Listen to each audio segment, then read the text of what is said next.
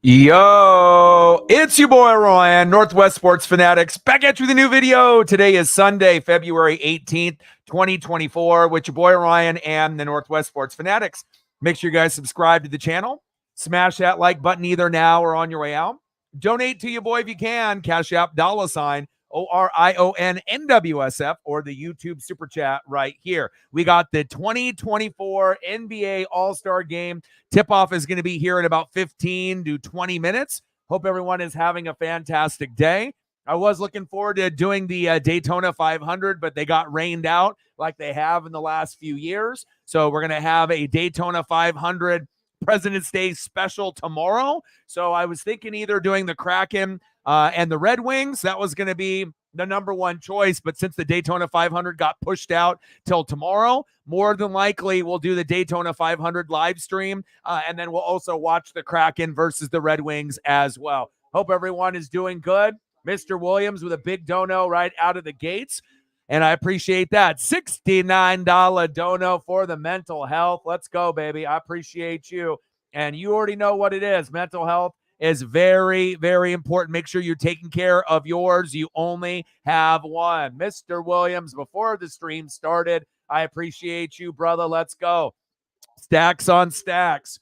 Racks on racks. With a little Cactus Jack. Bang, bang. $69 dono. What a great start with the donos. We're already 3/4 of the way there. Only 31 to go to hit the initial goal. And then if we hit the first goal, we'll go to the second goal, baby. Let's go. Let's go. Shout out to you, Mr. Williams. And I got some photos that I'll throw up. I'm not sure if he'll be able to hop into the room because he works a lot. And when he ended up messaging me, it was like 3 a.m. when I was sleeping. So that's when you know you got people that really do care about your well-being and they want you to succeed. You know, when you wake up at 6 a.m., 7 a.m., and you look down at your phone and you see a $69 dono and you're not even streaming. So much love, to all the GOATs. And like I said, I put a lot of time and effort into the thumb. I hope you guys really enjoyed that. And anyone that's willing to, support me and my dreams and the goals that I have, especially, on top of when I'm streaming, but when I'm not streaming and I can wake up, at 6 a.m. and see a $69 dono to get our stream started, it's going to be a fantastic stream. So, Mr. Williams, I appreciate you very, very much. We'll get some photos up here in just a minute. Sarah in the building, what's good? David in the building, what's good? Jaylen Brown influence for more All-Stars to participate in the dunk contest. But the thing is, it's never going to be as good as Aaron Gordon and Zach LaVine if you go back and watch like that dunk contest compared to what we're getting now. The only dunker that is actually worth a damn is Mac McClung within the last couple years. We want to see some guys that have that agility and have that mobility. And it's like one thing where, you're dunking over Taco Fall, right? And then now you're dunking over Kai Cenat, who's like, what, fucking 4 foot? So I don't know. Like I said, you need to be able to have bigger players, in it. And I obviously like having at least one, well-known player. Obviously with Mac, he's not really well-known besides the dunking and whatnot. But I'm not sure if it's ever going to be what it was because after the Jordan Dominique era, with Shaq, Kobe, LeBron, a lot of these guys that had a chance to be a part of something special to keep that, prestige with the NBA All-Star Game up on that high level with at least the dunk contest. It hasn't been the same. And every 5 to 10 years, we'll end up being surprised, based off what we have. But I feel like our, maybe the best dunk contests have come and gone. Unless we can end up getting like Mac McClung next year, and then you get Wemby, maybe Shaedon Sharpe from the Blazers, and then maybe another player, where you can actually have like well-known players or more superstar type of players. But again, they missed a big opportunity with Kobe and, Shaq, as well as you already know who, LeBron James. But again, I did enjoy the dunk contest, but it wasn't as good as the previous year, and the judges were fucking absolutely terrible. Big facts. Appreciate you, Mr. Williams. Let's go. $69. Let's get to a hundo. 31 to go. I appreciate that, man. I'm always grinding and I'm always, trying to give you guys the best of what I can do. And, to come from not knowing how to make any of them at all, and then to be able to show you my creativity and to be able to show you what I can do with no training, No one helped me. I didn't pay anyone for training. Like sometimes you just got to be able to jump in and learn for yourself. And I am really proud of the way that the thumbs have looked since I figured out my signature look with the live play-by-play and reactions with the glowing print and being able to give you guys some amazing thumbs. So thank you so much. I appreciate you. Elliot, Double E in the building. What's good? I appreciate that. Thank you so much, bro. What's good? Daniel in the building. What's good? Let's smash that fucking like button. Yeah, 3-point contest is good. Sabrina versus Steph was good. Skills competition was a 0. 3-point contest, I would say, is normally a 10. Sabrina and Steph was a 10. And then I would say, as far as the dunks, the dunks kind of underwhelmed a little bit overall. Mac McClung did a good job, but as far as everyone else, I think Mac was like, kind of a 10, but everyone else was kind of like hovering around a 7 or an 8 overall. I wasn't really that impressed. And then the judging was a 0 in the dunk contest. But again, still, NBA Saturday night, it was at least something to do. Unfortunate that the Daytona 500 got rained out. I thought it would. And they're going to have a double dip tomorrow. Xfinity Series and the Daytona 500. So you're going to have the pros with the NASCAR Cup and then the division below all racing tomorrow, hoping that they can get that race in Daytona. So hopefully they stay green so that way that I can end up doing it. But for now, we'll be doing NASCAR Daytona 500 tomorrow. And then if for whatever reason, if, things change and it gets canceled or, delayed until Tuesday, then we'll end up doing the Kraken and the Red Wings. Let's go. Yeah, Dwight Howard, Aaron Gordon, Zach LaVine, Blake Griffin. So we've had some, good runs. But I'm just saying, if I want to be impressed, and you got to think, I was born in 82. So unless you're like Jordan, Dominique, if I'm seeing something like that, then that's different. But, for me, it's like Jordan, Dominique, Vince Carter, and it's never going to be better than those three. But we got Aaron Gordon, Blake Griffin, and then we got Zach LaVine, and then now Mac McClung. But it's like, it's not a lot of guys that I can put in that category where I'm going to be like, oh my God, you know what I mean? And again, nothing is going to compare to that Dominique and Jordan era. But after that, I mean, if you compare Vince Carter's dunks compared to anybody that's dunked after him, what we could have had if they all played in the same era, if we could have had Vince Carter, right? Vince Carter, Aaron Gordon, and Zach LaVine in the same dunk contest, I don't think it's necessarily Vince Carter, running away with it. That would be a real battle. And that, like I said, I'm not sure if you would have been able to put together 3 better dunkers, together. But again, Vince was a little bit older, different era. But I would have loved to be able to see like a Vince Carter, Dwight Howard, Blake Griffin, Zach LaVine, and Aaron Gordon. Like, who would win that? Let's be honest, or even if you had Mac McClung, Aaron Gordon, Zach LaVine and Blake Griffin or Dwight Howard or something. But of course, Blake Griffin and Dwight Howard are older now, so they can't do it. It's just really hard to be able to get these dunkers in the same generation together. It seems like they only have like maybe 2 at a time. It's no more than 2 at a time where they can put on a good contest. So, yeah, judges were absolutely terrible. I did see that. They posted that about a week ago, and I was going to message you, but I figured you see everything Padres as it is. And I was going to call my dad. I talked to my stepmom today. Dodgers Padres on the 22nd, and it's going to be early, like around 12:30, but I will be live streaming the game, so hopefully you'll be there with me, and we can watch it together. Even if it's going to be some backups in there, hell, it's baseball. I don't care if it's preseason, Cactus League. I don't care what it is, but as long as baseball is on, I'll be covering the Dodgers for the first couple days, and then after that, I'll transition into the Mariners on the weekend when they have their first game. The national anthem of the United States for the deaf and hard of hearing is Lisa Warren. Yeah, but the thing is, when LaVine and Gordon dunk, they are 50s. Those were legit 50 dunks. The problem is when you end up having guys like Mac McClung does a 50 dunk, and then he ends up getting like a 46 or a 47 or a 48. It's ridiculous. Like, how are you going to give a guy that does a dunk a 10, and then you're giving him like a 7 to lower the average when everyone else is giving him an 8, 9, or 10? So, it is what it is. But I'm definitely excited for baseball as well. Thumbnail turned out pretty badass, huh? I had to hit you with the King James. And then I was going to do Giannis, but I was like, you know what? Why don't we give it a little bit of Northwest flavor on the East Coast and do a little Dame Dalla? So I had to give kind of, two guys that I originally was going to do Luka and Dame, but I figured, Luka is going to be in so many All-Star games that I'll be able to use him next year or the year after. LeBron is on the, end of his run. So instead of doing LeBron and Giannis, which I would assume 95% of streamers pick those two players because they have been typically captains, I said, no. Why don't we hit it with LeBron and Dame Dalla? But I did want to do Luka and Dame Dalla, but we'll wait for that in the future. And let's go over a couple photos here for my boy, Mr. Williams, with his dono, with some guys. Obviously, him living in California, $69 dono. So we'll hit you with a little bit of LeBron. I'll hit you with a little Shohei Ohtani. Can't wait to be able to see him out there. Seen him take a couple BPs.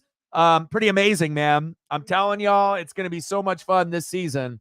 Even if your favorite team didn't spend any money, hell, you're right there with me in the Seattle Mariners. But what I can say is that the Dodgers are going to be incredible. Yoshinobu, oh my God, are you kidding me? Did you see him pitch in his practice pitches? Elliott, oh my God, bro. They got themselves a couple phenoms, bro. And then I'll hit you with a little Puka as well, because I know Mr. Williams loves him some Puka. Appreciate you, bro. $69 dono. 31 to go. Let's go, baby. Elliot, thank you so much for helping out on the Twitter/X. It does help, man. You never know who on your follower list might, tune in and whatnot. And, we've been getting some pretty good results. Like even on Twitter yesterday, I had 549 people, look at the link and click on it, which is kind of high. And we had 166 people watch. So out of 549 for me doing Saturday night. So that's pretty good. That's pretty good at that point. So shout out to all the people watching on Twitter/X. And I also wanted to give some people some heads up. So if, you don't have cable and you don't have a way of watching this game, or you're watching on Twitter and you're watching me and whatnot, I got the scoreboard up above. But if you end up having like HBO or Showtime and you end up signing up for the app, you can actually watch this through the HBO Showtime, subscription through the online. And like when I go to my Amazon Prime, I can scroll down and it has HBO and Showtime and AMC Plus and some of these other things that are subscribed to. And I was scrolling down and Showtime is linked to TNT and TBS. And it actually has it available through your smart TV if you subscribe to like HBO or Showtime, which I was not aware of. So, since I don't have a cable box in here, sometimes I'll use, the email through the cable provider. Sometimes I'll use a streaming link, but we know with streaming links, sometimes you'll get like a 30-second delay. And sometimes that can be a little annoying, right? And even if you end up getting it, through HBO or Showtime or TNT, and you're watching it through the computer or through your smart TV, sometimes there's still a little bit of a delay, but not as much. But I just wanted to pass that on. I imagine most of y'all are good to go. But if you have the HBO Showtime subscription with, the online, you can actually go to your Amazon Prime, go through your your different areas of content. And then once you see HBO or Showtime, you should be able to look down. And then this game is actually an option. And I was actually noticing they actually have some hockey and some basketball that's available to watch through like Showtime and HBO. I was not aware that they were linked together. So pretty cool. So that'll be something that I may need to use in the future. Now, if I can end up watching, like AEW, and things like that, like live with the people in the Midwest and East Coast, well, then that's a whole nother thing. But I'm definitely going to explore my apps a little bit more. And I would recommend that you guys do that too. You never know what you might be missing out on. Because I was going to just be like, well, I guess I'm going to either, link into the email or I'm going to do a streaming link. But then when I ended up, digging through all my content, I said, what the fuck? I was like, All-Star Game is through HBO and Showtime. Then I had to look it up on Google, and they're all kind of partnered together through HBO, Showtime, TNT, TBS. So let's go, baby.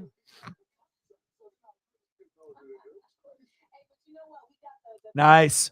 I can't wait. And I'll be doing Cardinal games for you. I'll do some Padre games for Elliot, Mariners for me, and the rest of the, Mariners, crew, Dodgers, obviously for my dad, Braves for Shep, and a few others. And I don't mind doing other teams, If the Yankees are playing and Aaron Judge is healthy, yeah, I'm on board. I like Aaron Judge. I like watching greats play. It might not be my favorite team, but I'm not going to hate on greatness, And plus, when you end up going to a Mariner game and you actually get an Aaron Judge ball, you kind of become a little bit bigger of a fan than maybe you were prior to getting the Aaron Judge foul balls. So I will have to figure out what my next piece is because I like to be able to do things in 3. So I got the BGS 9, Auto 10, Aaron Judge rookie card that's, around 700. And then I got the foul ball, last year, when we ended up going, or the year before, Julio's rookie year, when we ended up, going then on that road trip, when we got to see, Julio against Bobby Witt Jr., and then obviously the Mariners against Aaron Judge. But there has to be a third item, but I haven't really put my finger on it if I want to get like a bobblehead of Aaron Judge or maybe get a graded piece that has his uniform or cleats or bat. I don't know what I need to do, but there's something I want to find something unusual and different of Aaron Judge, not like what everyone else has, to kind of add to that trifecta of memorabilia. And I was doing some digging this morning too. I found some old school Clyde Drexler McFarlands from 2006 in the package.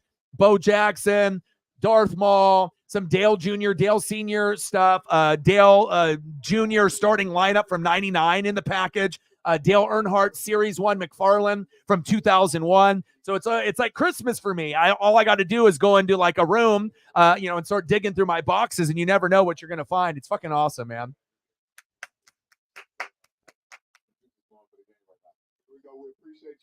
Dwight Howard and Vince. Oh, yeah, that was good.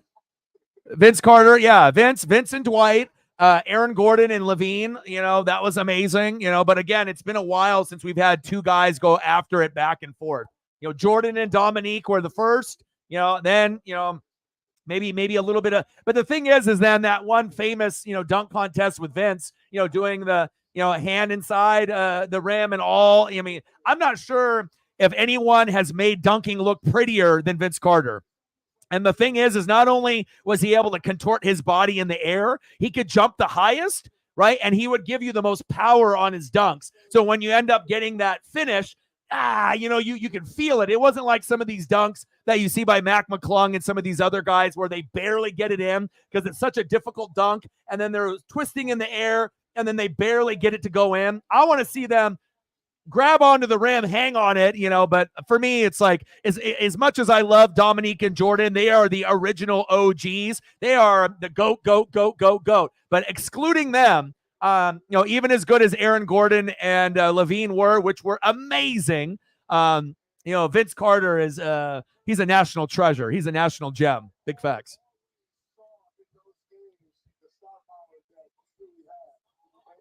Yes, franchise tag.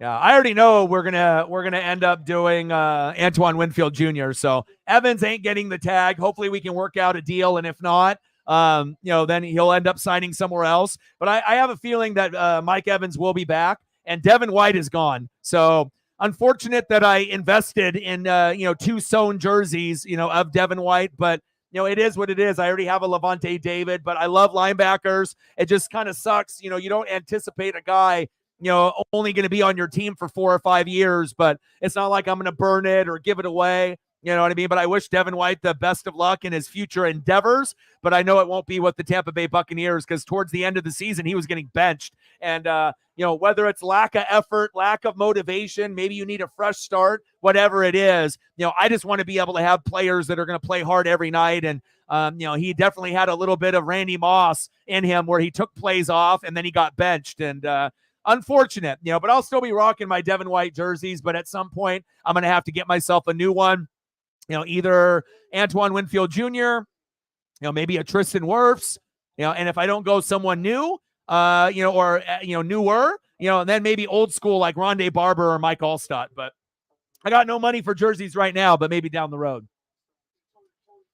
Yeah, I already know they're using the tag on Winfield Jr. I mean, that's the type of guy. He's a Hall of Famer like Mike Evans. You got to make sure that you figure out the deal and you take care of him and you make sure he never leaves. Because if Tampa ever wants to make the playoffs ever again, ever, even like a wild card, you need to make sure that you don't let guys like that go, because I honestly feel Antoine Winfield Jr. is going to be a Hall of Famer. And I know that's a little bold to say because he's only been playing a couple years, but I really feel if he stays healthy, he has proven and shown that he can be one of the top 2 safeties, right from the very gates of coming in from college into the NFL. He's better than his dad, and I don't want to see him leave. He reminds me of a little bit of like John Lynch and Rondé Barber in one. So I hope he doesn't leave, and hopefully after we give him the franchise tag, we can work out a long-term deal. And if that happens, then I'll probably end up buying an Antoine Winfield Jr. because with me, I like linebackers and safeties are my favorite no matter what. So let's go, baby. You like this thumb? Double E? It looks pretty good, huh? I thought, instead of doing thumbs, that end up having the basketball cord or, sometimes like doing like nature, and I try to find things that are in that hometown state or area. So I looked up, Indianapolis, I looked up Indy, I looked up Indiana, I just, scenery, and I'm either going to do like skyscrapers, for like the background on some of my stuff for like NBA, but then I kind of like the nature vibe, because when you see the blue sky, it kind of pops, or there's a little bit of clouds there. And I don't know what it is about mountains and lakes and rivers and nature and scenery, but it just kind of comes together. And this one turned out really good. I see you, King James. I see you, Dame Dalla. Let's go. And then I had to hit you with the dope background. I went through 5 or 6 of them, but I had to hit you with a Kobe because you know how much I love Kobe. AI, the answer, love him. Dame took a picture with him this morning. MJ, all day. Larry Bird, probably my favorite old school player back in the day that wasn't on my team on the Blazers. Obviously, a lot of, there was a lot of hate for Jordan and Kobe being a Blazer fan and being here in Oregon. But as the years went on, you started to really appreciate greatness. So I have no hate in my heart for either one. And I've always respected the hell out of Bird, the hick from French Lick. And then you got Wilt Chamberlain there on the far right. So wanted to give you something bright because all the other ones that I had that had collages of players was dark. And it didn't kind of match the cards on the side. So I think this one turned out pretty good. Absolutely, 100% he is retiring. Isaiah in the building, what's good?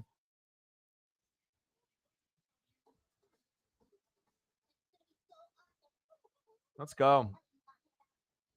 In the building, good, bro? How are you? Bird, yeah, I like that. Fire. And, if you're ever wanting to read some motivation, and like from like, there's a lot of different books that you can read that can motivate you, like Matthew Perry in Friends, me and Meg, we love Friends and I love old school shows, and they don't really make sitcoms like that anymore. But the whole Matthew Perry story with the addiction is very sad, but it's very real on what's going on, in the world. That would be a good book to be able to read if you're looking for something outside of the norm. And then if you're looking for like sports books, Larry Bird has got a really good one from the 80s, early 90s about his life and his career that I own. And Coach K has come out with one. I mean, there's a few other athletes that have come out with really, really good books. But Larry Bird, if you go back and check that book out, man. I remember I got the Larry Bird book when I was so little. I must have been like 8, 9, 10 years old. And I was like so into it. I wanted to understand why Larry was so good and why he was a legend. But then reading, about how he would sneak into gyms, when he was a kid, and he would stay overnight and then just play by himself, in the gym, because he knew if he was sleeping, there was going to be another brother or another great white hype out there that was going to be, being ultimately better than him because he was sleeping and they were practicing. So nice. We got Dr. J, or that's not Dr. J. We got Oscar Robinson, Reggie Miller, and Larry Bird. Big O. Adam in the building. What's good?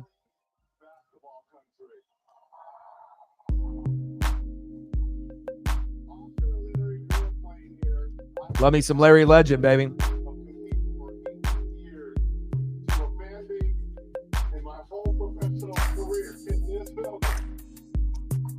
Reggie.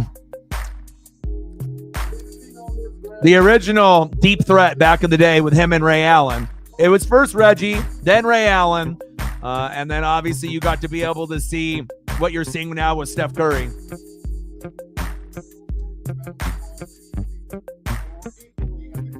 And, basketball isn't what it used to be. But what I will say is I am excited for Sabrina and Caitlin Clark, and I am excited for Wemby. So at least you got 3 generational players that can really help, move the game and move the needle a little bit. And 2 of them are females. So how cool is that? And eventually we'll get another phenom, but you probably won't see a phenom like a Wemby anytime soon. Do I miss Dame? Of course, but he has a better chance to be able to get a ring with Giannis, and we never were able to give him enough talent, a supporting cast, to be competitive in the West. So he actually stayed longer than most Blazer fans thought, but we still root for him. Of course, there's going to be immature Blazer fans that are going to be haters and be like, fuck Dame. But for most of us that are real, genuine people here in the Pacific Northwest, we're rooting for him. And we'll continue to root for him no matter what.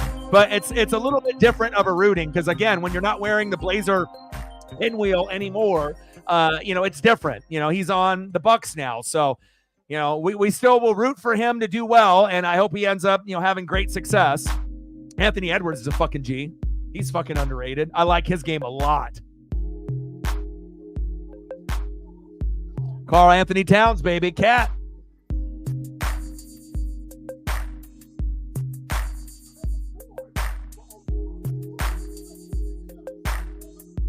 D-Book. I saw D-Book on IG autograph some of his shoes and put them in an alley, and I assume that someone picked them up finally. Imagine just walking down some random alley and finding a pair of D-Book autograph shoes. That would have been amazing. All right, let's get those likes up. We got 3 more to get to 10. Let's try to get to 20.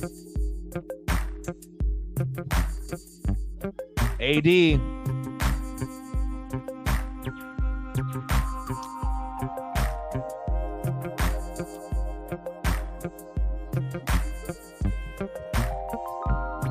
PG. Yeah, I assume it's going to be 3 teams that they've been talking about quite a while now. Is Vegas, Nashville, and they've also been bringing up Nashville for like baseball too. So it's like Nashville has been brought up for like baseball and and obviously the the NBA. But if it was me and I was running the NBA, I probably would do Vegas and I would do Seattle. I would bring the Sonics back and I would do Vegas. We're not seeing a lot of people disappearing in deserts anymore. And, you got Raiders there. You're going to have the A's there pretty soon. So why not have an NBA team there also? Absolutely. Luka. Yeah. Remember that All-Star game that we did a couple years ago where he hit like 50 to 60 points? I wonder if he'll have a performance like that again. The Joker. What's up with these half blue, half red All-Star polos? They're ugly as shit. I swear, like, shit keeps getting, like, uglier and uglier. Like, we got to figure out how. The one thing that I do like is, they went back to the East-West format. But if you're going to do this, do all blue jumpsuit and then do red jumpsuit, all red, white pinstripe with the West, all blue, and then white pinstripe with the East. Right? It's like, why are you combining the 2? Make one blue East, all red, and white pinstripes in the West. Do I got to be their fashion consultant out there? Matt in the building. LeBron James.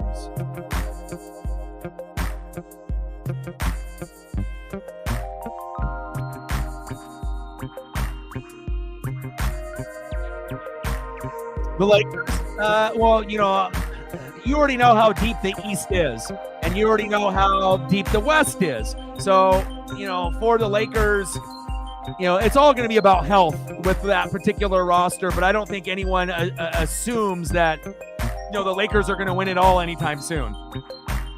They got some amazing players on the roster, but, they're getting a little bit older. I think everyone, knows that. LeBron doesn't got too many years left, and AD is very injury prone. It's hard for him to be able to stay healthy throughout a full season. Same thing for LeBron for that matter. So too bad Embiid is still hurt. Yeah, Doc Rivers is the coach, and he hasn't been good. Even Air Whitey was telling me, they don't got any confidence in the roster, with Doc coaching. Paolo Banchero. I like Paolo. He's nice.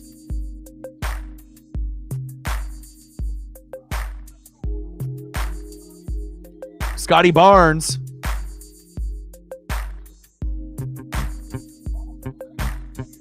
I do like Jalen Brunson. That guy's a G.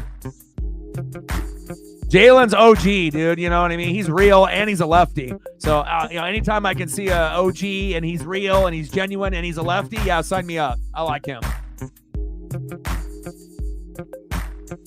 Maxi's underrated.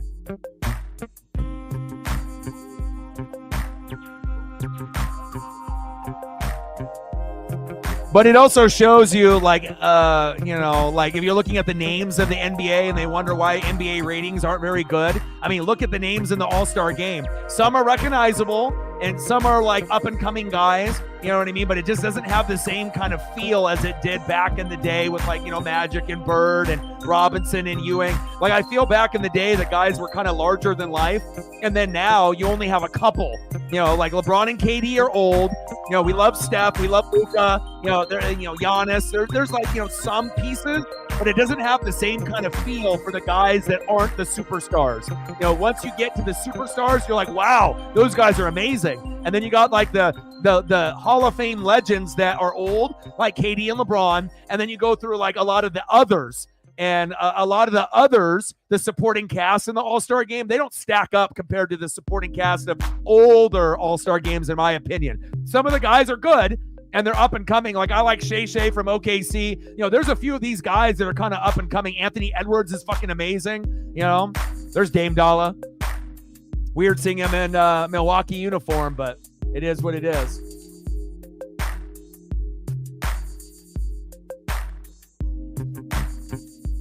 Well, shit, they could have made him an all-star this year if they really wanted to. You could have had him in the skills competition, the dunk contest, and, have him here. Hell, put him in the three-point contest if you want to have something weird and to see how he can do. I wouldn't mind seeing fucking Wemby in a three-point contest. It might be like the only tall guy that I would actually enjoy watching to see what he could do. You know what I mean? Even though he's tall and lanky. And I really want to see Wemby in the dunk contest. Like, I would rather have him in the dunk than the three-point contest. And you don't need to see him in the skill competition. He's too tall and lanky for that shit.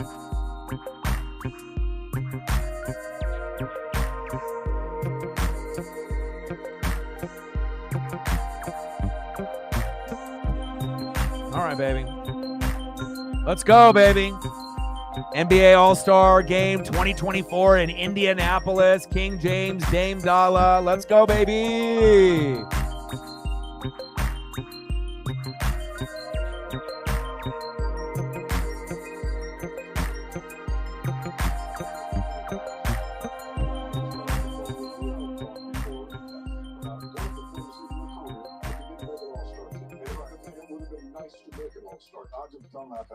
No, but Calvin Knapp, back in 1985, last time they had the All-Star game here, the only first-time All-Star in that game was Calvin Knapp of the Trailblazers. All right, Dame, show us. That was the one time we made the All-Star team, and I just got off the phone with him. I've been trying to find him for weeks. Finally, tracked him down. And he just said, what he remembers distinctly, and you just saw the intros there, was being able to shake hands with teammates. Kareem, Magic, Iceman, and being on the same court as Bird. Shout out to Cyberpunk for helping it out on the Twitter/X. I appreciate that.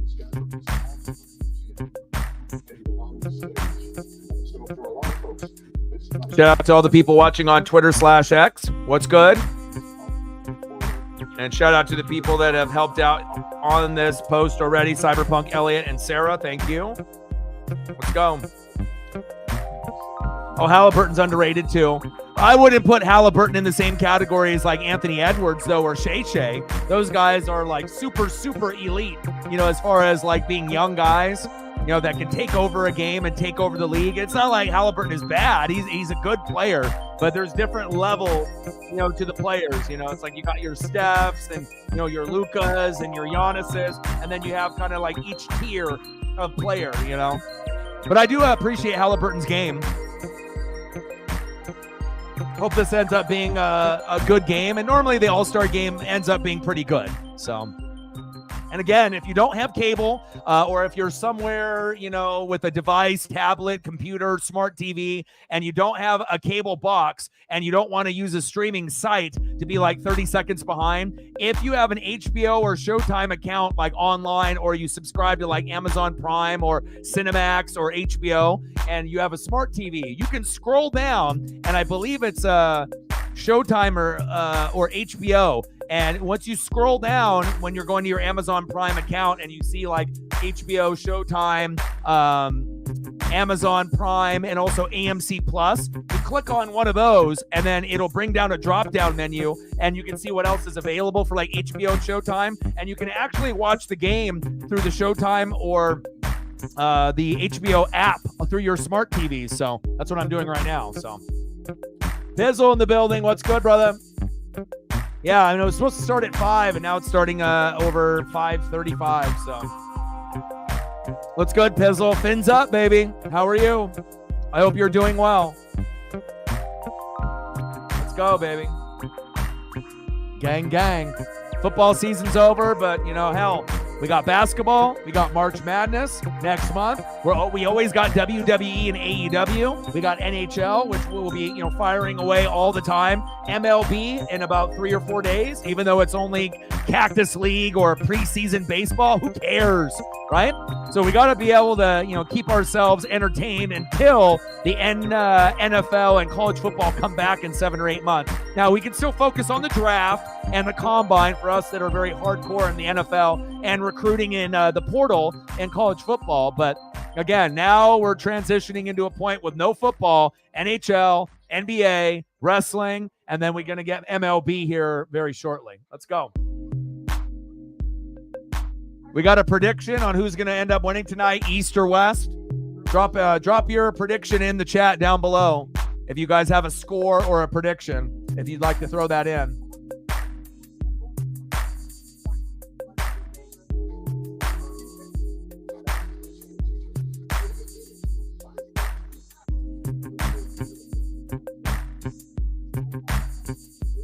Will Dame Dalla do anything tonight? We'll find out. All us here in the Pacific Northwest, we'll be rooting for him. Let's go, baby. You got the West? How many more likes until we get to 10 or 20? Let's try to get to 20, and then anything above 20, and then we'll try to get to 30. And what are we at? 69? 69! 69er! 31 to go. To be able to hit the first goal. Let's go. 31 to go. And then let me know what you guys want to do for photos, any type of goats, past or present. It doesn't necessarily have to be NBA related, but we'll try to keep it NBA themed since we are doing this all-star game. But if you have a particular favorite player that's playing in the game, or a old school player from the 70s, 80s, or 90s, or early 2000s, comment below. And if I can find a good photo, I'll throw it up before we get to tip-off here. Let's go, baby. Dame time.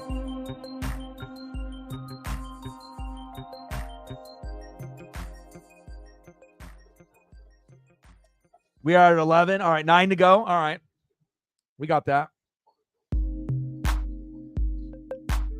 I was a little disappointed that the Daytona 500 was canceled, but then it actually kind of made me happy a little bit knowing that, okay, now I have a chance to do both of the streams. I can do this. I spent time with Paisley, and then I can end up doing the Daytona 500 tomorrow. So since we have the President's Day, obviously weekend and whatnot. So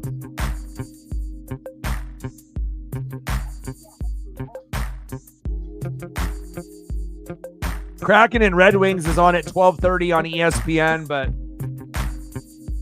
and I believe NASCAR is on at what? Is it on at 1 o'clock? What time is NASCAR on tomorrow, Sarah? Is it on 1 o'clock Pacific, or is it on earlier than that?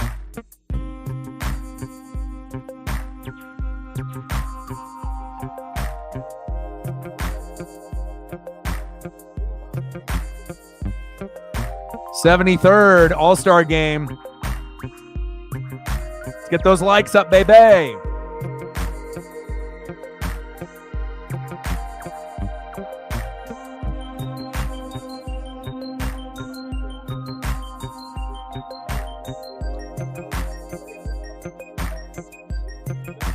All right, baby. 4 o'clock. Where are you located? 4 o'clock in the Midwest or the East Coast? So maybe it starts at 1. 4 o'clock for you on the East Coast, and then 1 o'clock for me. I got to make a thumbnail late tonight or tomorrow.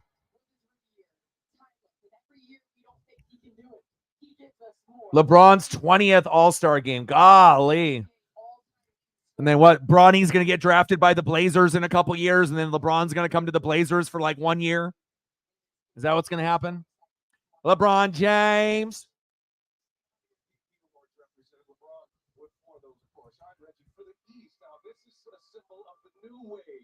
Half of their roster of players 25 or younger, and that includes Tyrese Halliburton, who was the first guard to start an All-Star game since you did 100 years ago.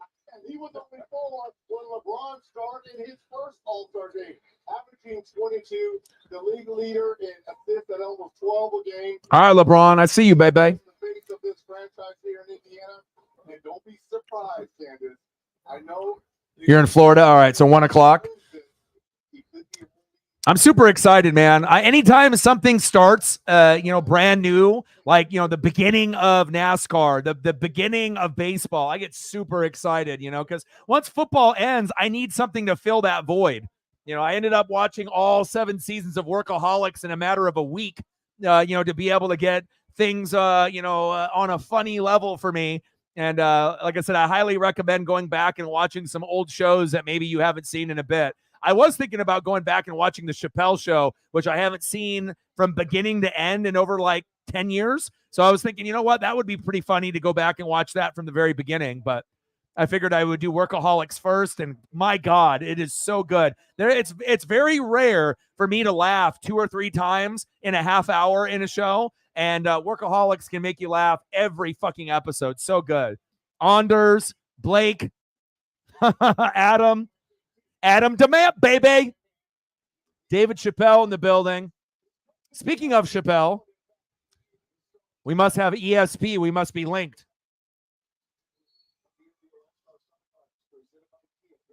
All of a sudden, I start talking about Dave Chappelle, and then Dave Chappelle shows up. What's good, bro?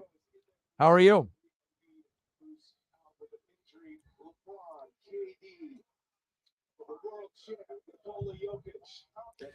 All right, baby. All right, let's turn the TV up here. Let's try to get the speakers blown out. How high should I go? 78? And obviously, I like, the NFL and college football and wrestling, and NHL and baseball, more than the NBA. But I do like the actual All-Star game. I wish the All-Star Saturday night was put together better. But the only thing that annoys me about this game is the lack of defense. We're only going to get defense in like 1 quarter. I wish they had it at least in 2 quarters. But, we'll see what kind of defense that we get. I mean, can we get some defense, please?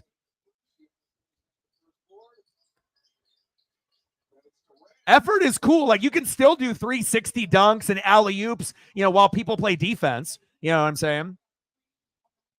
Tatum, baby.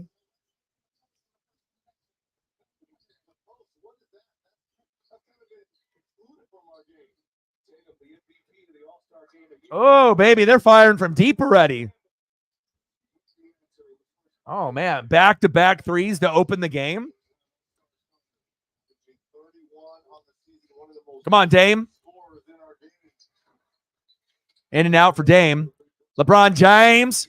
Look at that. Oh, great defense there on LeBron.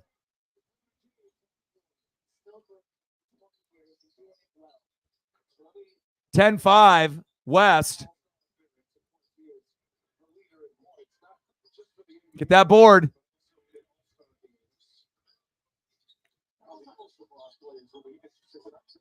Oh, KD. Yeah. Yeah, why is the West team so fucking long out there? But again, look at KD's legs, and especially when these guys are wearing like the, high socks or whatever, it's like You can really see how lanky and tall that they are. Nice pass. In and out, no good. Joker, rebounding machine. KD for 3. Straight cash, homie.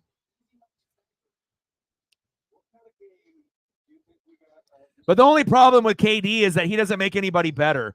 You know what I'm saying? Like, KD is a great, player, individually, but he doesn't really make other players better like Jordan and Kobe and set other guys up. He's more of just like, hey, I'm a scorer and I'm going to be able to help my team come back. But he doesn't really pass very well. He doesn't rebound very well. He doesn't block shots very well. He doesn't really shoot free throws or threes very well. I mean, he is one of the GOATs, but I'm just saying for a guy like Kevin Durant, he's not the same as like a LeBron James, where LeBron is like all around. KD is kind of, like a solo guy, like where he's just kind of scoring. That's just who he is.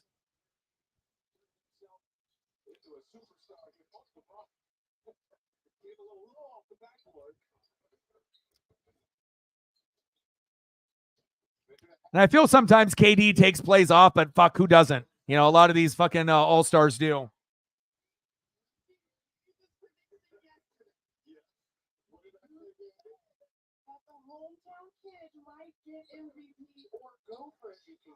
Nice tip there. Shay. 2016 East. Braun trying to be fancy always.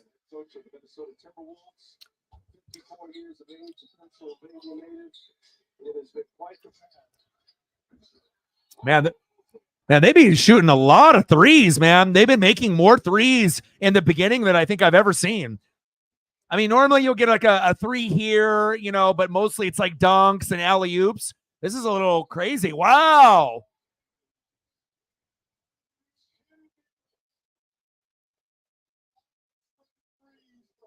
Wow. Halliburton, huh? He's on fire? He's trying to get MVP? But again, I've never seen an all-star game that ended up being like this to start off. It's normally dunks, alley-oops, no defense.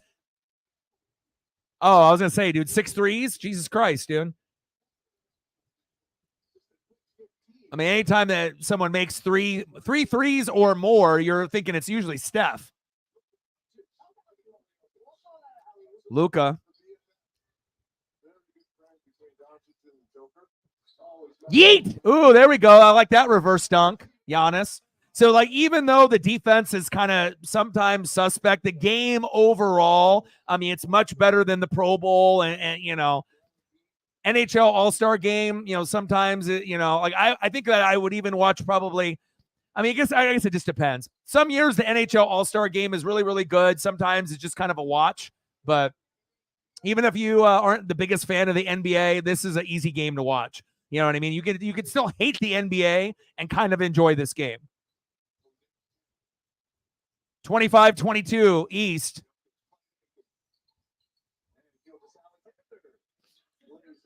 Not JT in the building. So far, Halliburton, the hometown kid.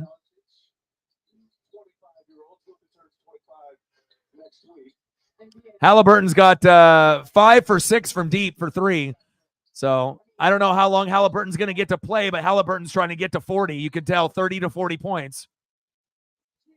But again, if you're at home and if you looked at the skills competition, who did well, right? The Pacer players did. So they're taking, exception of people thinking that, nobody's going to try and no one's going to show effort. And obviously in the skills competition, you had like the number 1 picks and you had like the all-stars, but who ended up winning it? The Pacer players did. So, obviously they're motivated to be able to prove that they belong. So.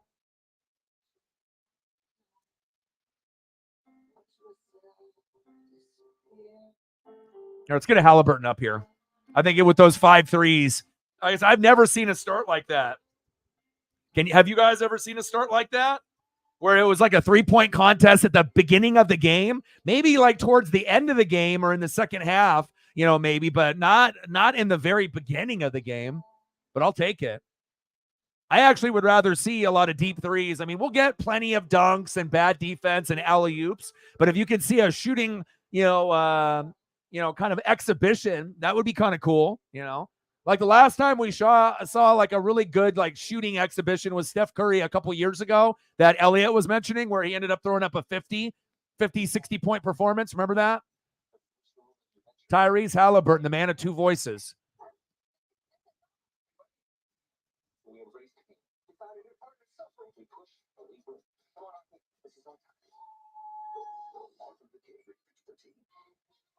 Let's go, baby. Let's get those likes up.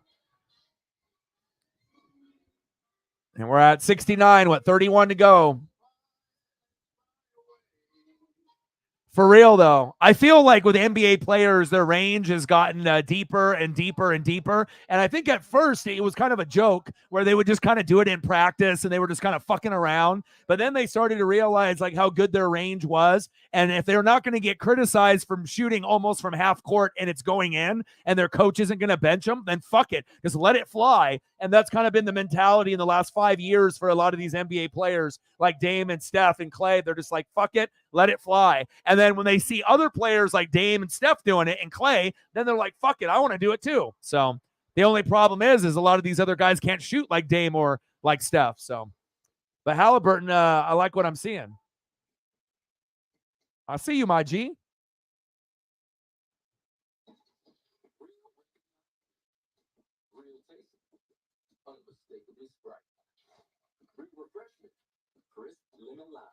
You see it and answer the thirst, but never thirsty. Sprite, the clear favorite. In the most heated game. All right, baby. A little Pacer love. Your squad's 6 men.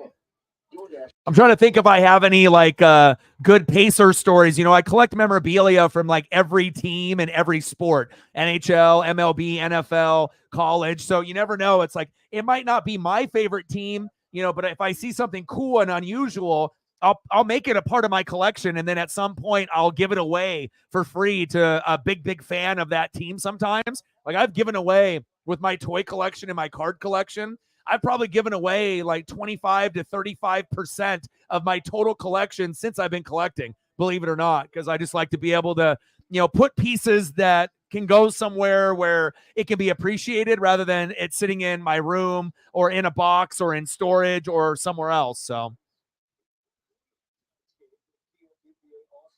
Dame made deep threes popular than Curry. Dame Dalla. But I did meet Rick Smits at a Blazer game when I was a kid, and I went up to his knee, and I got his autograph. And Reggie Miller wasn't signing, and Antonio Davis, Dale Davis, they weren't signing. Nice pass. Woo! Behind the back pass to Giannis for the flush. Halliburton, my God. Nice.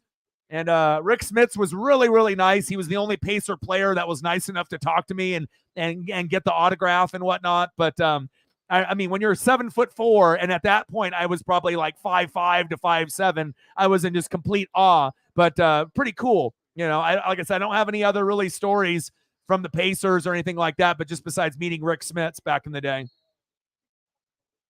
Cool guy.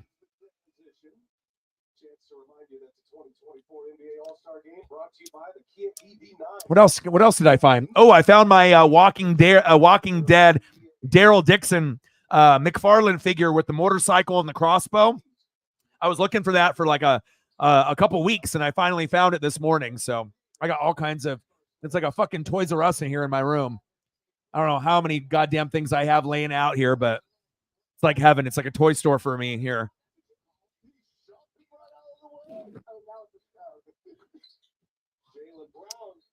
Tatum in and out. Brown in and out. Tatum with the reverse layup. 35-31 East. Oh!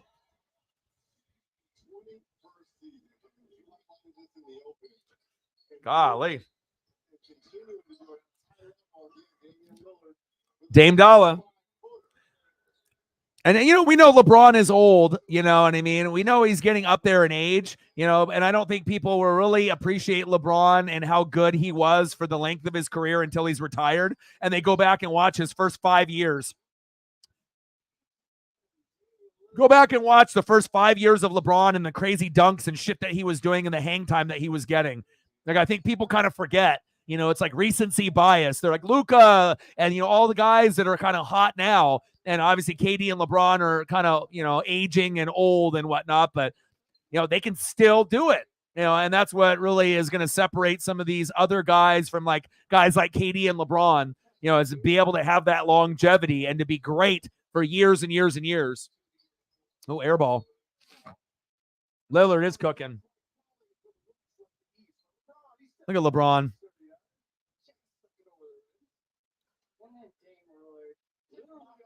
Daytona 500, baby. I can't wait.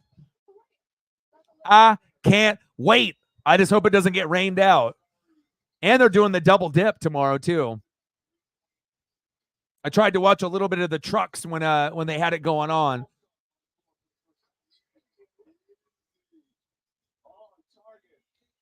Let's go, baby. Dollar, dollar, dollar, dollar. Dollar is money.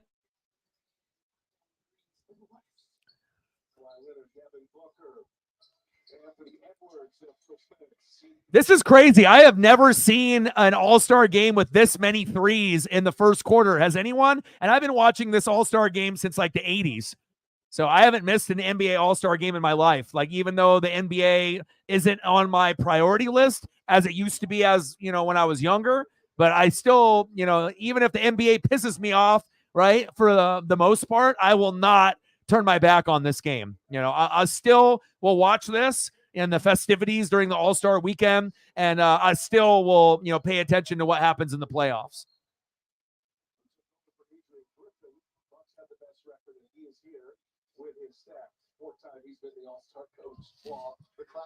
Yeah, I kind of like this, everyone going for like a three party. It's like a Boston three party over and over. Normally it's just like no defense, layup, dunk, alley-oop, dunk, alley-oop, back down jumper, floater, dunk. And now it's like, fuck that, three. And I like it. Fuck, let's do that like from now moving forward. Is that what it took to go from the Eastern Conference and Western Conference and going back to our roots, so that way people are actually going to take it serious instead of just doing dunks and no defense? Steph in the books.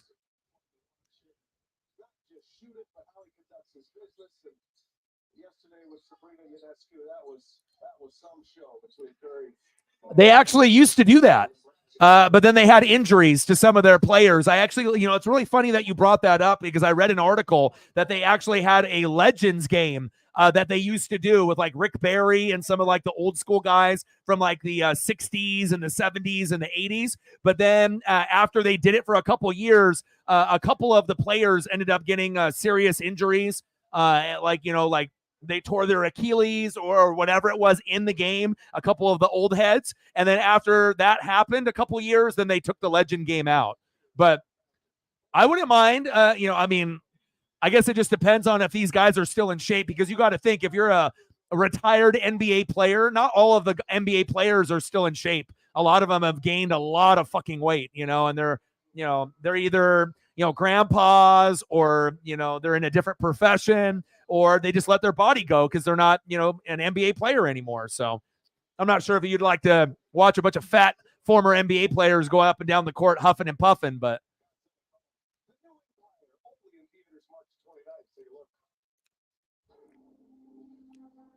43-41. Good first quarter.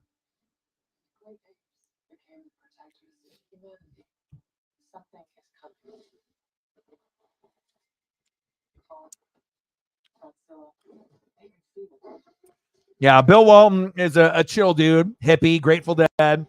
Now, him broadcasting, you know, I swear it seems like he's like, you know, a lot of times, and obviously Bill is known for being a deadhead and like that, but if you ever heard him, you know, announce like an old school Pac-10 game, you know, where they would have him on there, I mean, the gibberish that would, you know, come out of that guy's mouth, you know what I mean? Like, for being a Blazer and a Celtic back in the day, you know, and winning a championship for Portland with Maurice Lucas, we'll always love him for that. But for him, like, announcing, there's probably a billion guys I think I would rather listen to than him, you know. Because all of a sudden he would be talking about the game, and then he would start talking about the mountains or the rivers or some kind of mountain range, something that has nothing to do with basketball. It's like, dude, where did you go? Like mentally, like, it's one thing to try to be funny and entertaining, but other times it's just like you don't really know what the hell he's thinking.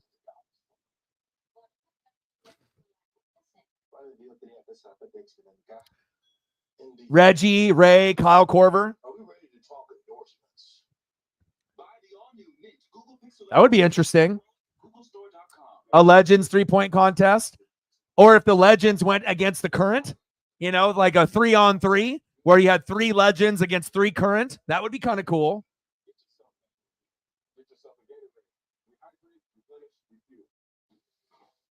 All right, Dame Dalla.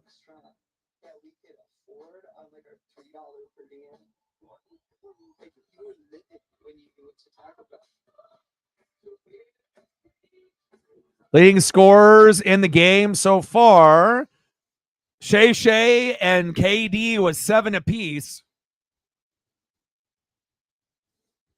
And Halliburton with 15 with 5 for 6 from deep.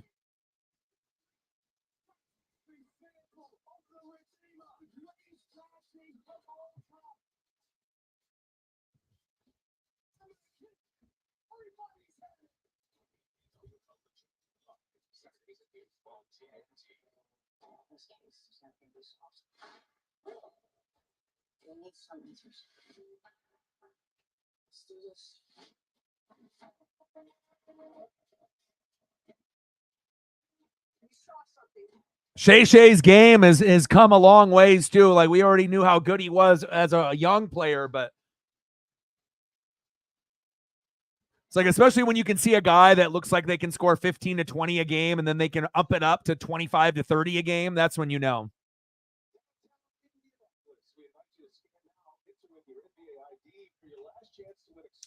Korver used to be a sniper. I would totally agree with that.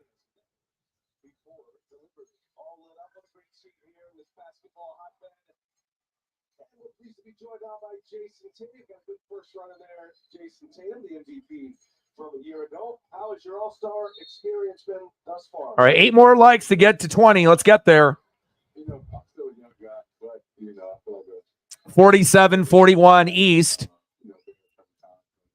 It's like, again, even if the NBA is something that you aren't a big fan of, it's easy to watch this game. This is probably the easiest game to watch all year, even easier than the NBA Finals, because you have all these great players from other teams all meshed together. As long as we get a little bit of defense, and it seems like we're getting a shooting contest instead of a dunk contest, that makes it even more enjoyable. So, even if you don't have a favorite NBA team or NBA player and you hate the NBA, or it's not on your, your hot list, it's on your shit list, this is the easiest game of the year to watch. So that's why we're here.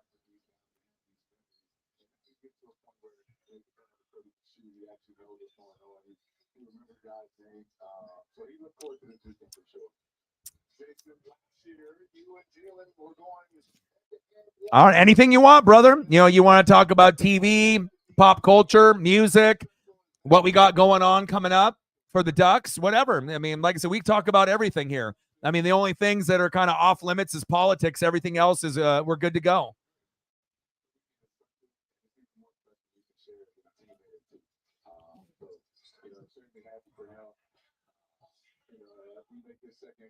All right, Jalen with the 3.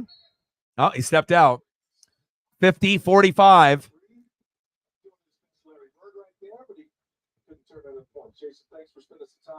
Shout out to all the people watching on Twitter/X, as well as the people in the room. You guys are loyal to the soil, and I love you guys, and I appreciate you very, very much. I wouldn't be able to do this dream for me and Paisley without you guys, and it does mean a lot.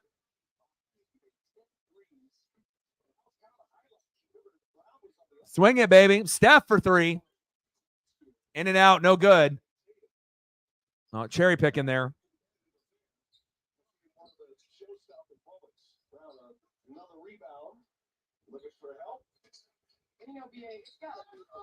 Oh, nice block from behind. Whoa. When's the last time you've seen a block in the first quarter in an all-star game? I mean, like they're actually kind of playing a little bit of defense. I'm kind of shocked. We're getting a little bit of defense, like a little, not a lot, a little, right? And a little bit more effort on that. And I like I said, people like fans are going to appreciate effort. Like look at Steph right here with the block. Like you wouldn't even see a block in the fourth quarter and past all-star games, and we got a block in the fucking first quarter, and it's by a guard. I like it, man. I don't know what the NBA is trying to do to get me to like them a little bit more than what I do currently, but they're doing a pretty good job of making this all-star game even more enjoyable for me than I ever thought it was going to be. Jalen in the corner, no good. 53-47 East.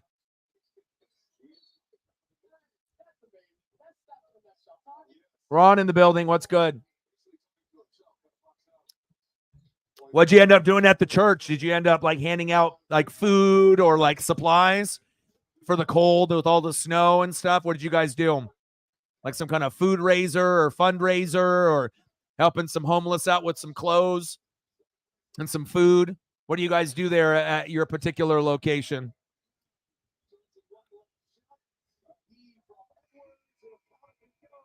No good. End of the first quarter and a hella good one. 53-47 East.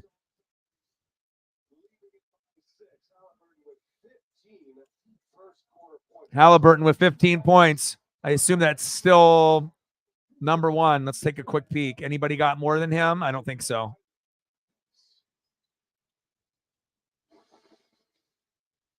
All right, so you got KD and Shea Shea still tied up at 7 points each. And then obviously your boy, the hometown hero, Halliburton, Tyrese, 5 for 6 from deep, 15 points, leading himself off for MVP so far.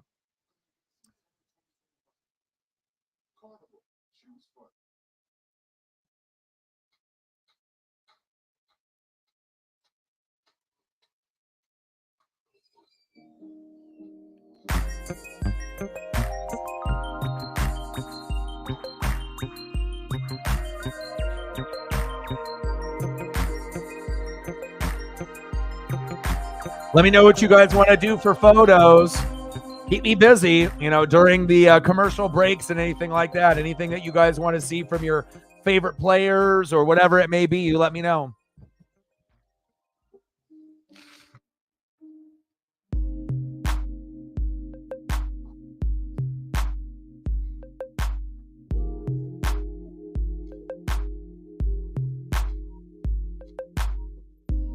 Seven more likes to get to 20.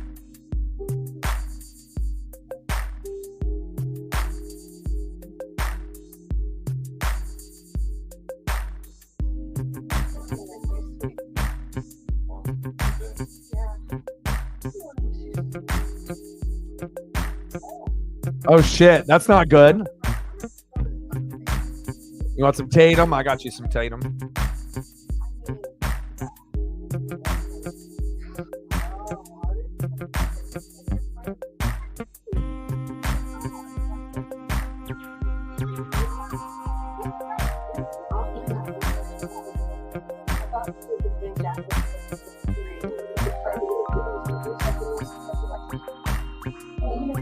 Tatum. What's going on with the visa problem? Like, where is he right now? Is he out of the country right now? What's going on with him?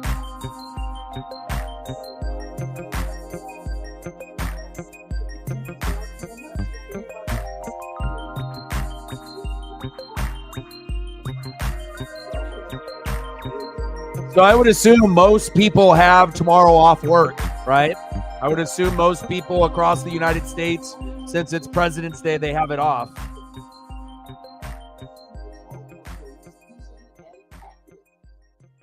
You have a business bank account with market-leading APY.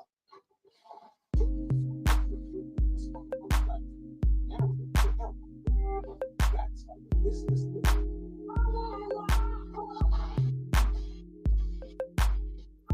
Oh my God. Oku on Will Ospreay At Rev Pro. Oh my God. I'm going to send this to you, Sarah. Look at this. Or I'm going to send it to you. Look at this move. Oh my God. I've never seen that before.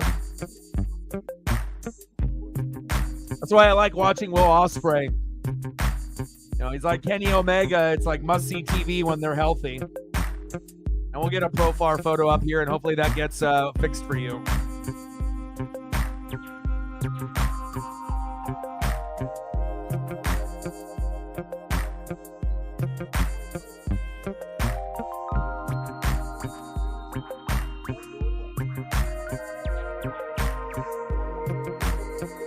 Check out that move that I just sent you. Oh my God. And it's pretty, I mean, I've watched so much wrestling that I usually am not speechless, you know, that often, you know, but again, if I end up seeing some kind of athletic move, you know, that I've never seen before, or I've only seen it rarely, yeah. Or I see some hardcore shit, you know, where I'm seeing guys jump off a balcony into 3 tables on fire, like some Mick Foley shit from back in the day. All right, second quarter has started.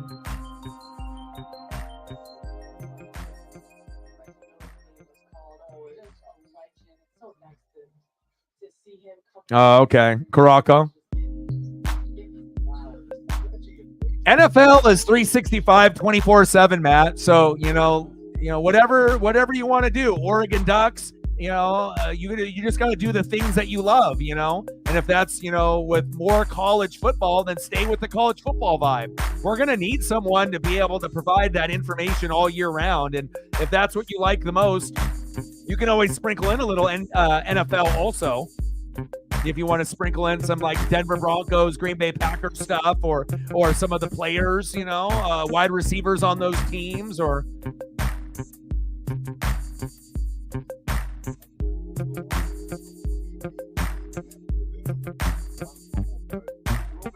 alley-oop. Oh, baby. I'm just hoping that if the Buccaneers decide not to sign Baker for the money, that they draft Bo Nix or Michael Penix Jr. And I think there is going to be a possibility. You know, of course, you know, it's very easy to be like, they're just going to give Baker the money. But what happens if they don't want to give Baker the money and they want to give the money to Mike Evans instead? I would rather have Mike Evans on the team for the rest of his career than have Baker, you know, and just draft like Michael Penix Jr. And I'm good. Then I got a guy that I can root for. No disrespect to Baker. I like what he did for me this year. But, you know, if I had a choice between Michael Penix Jr. and Mike Evans, or Baker Mayfield and Mike Evans leaves, and I don't get Michael Penix Jr. and Bo Nix, give me Michael Penix Jr., Bo Nix, and Mike Evans. So I don't want Evans to go. I don't want Antoine Winfield, you know, Jr. to go. And I guess the only one that I would be okay with leaving would be Baker. But if Baker goes and we don't give him money, we better get Bo Nix or Michael Penix Jr. Otherwise, what are we doing? So.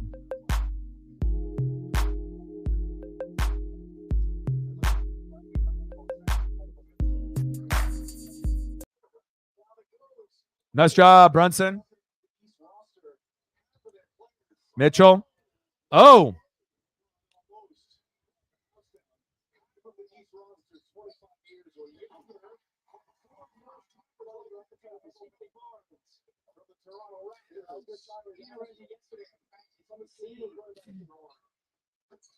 You could see that their practice was a little bit different. They started off practice. He started off practice to a 3 innings. Yes. So I knew something was up when Doc walked in with a notepad. He had a notepad and plays on it. East pulling away.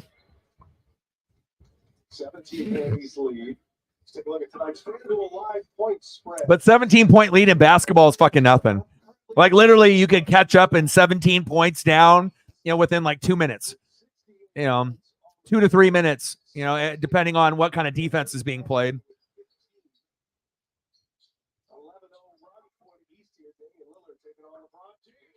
Dame Dollar, baby. Nice job, Dame. Weird seeing him in with the Bucks, but still. And one. PG, 1-3.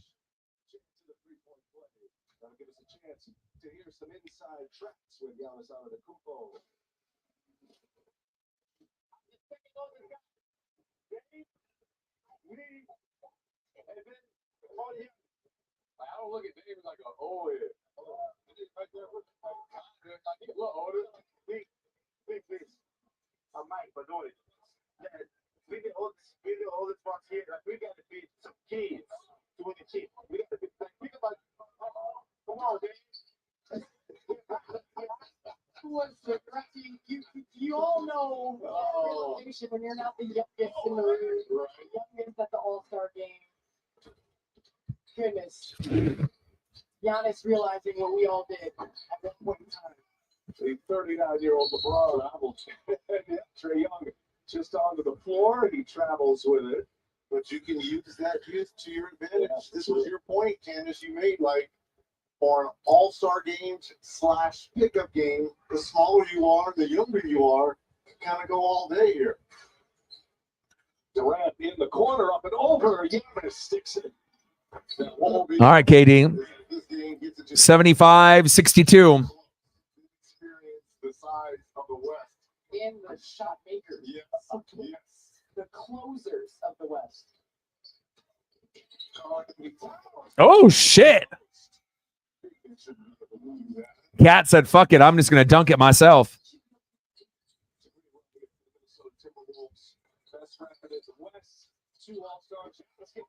Damn, Giannis. Yeah. Well, Braun, you got to think Braun spends like $1 million on his body every year. And that's why he's been able to play this long. Cryo, diet, trainers, having the best people, work on his diet and on his body to make sure it's right. So, and also just being LeBron James and being just athletically gifted. Nice, Dame. 77-64 East.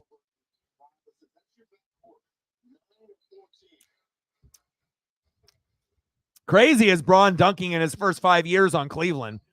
I mean, some of those dunks now you don't even see players doing. No one trying to block Giannis. They're like, fuck that.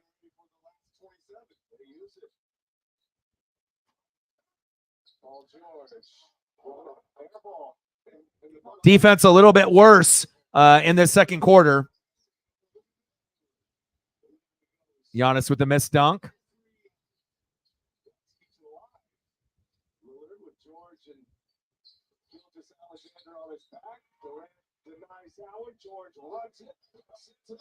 Oh, baby. LBJ. No. Damn, Lillard. Let's go. Dame time.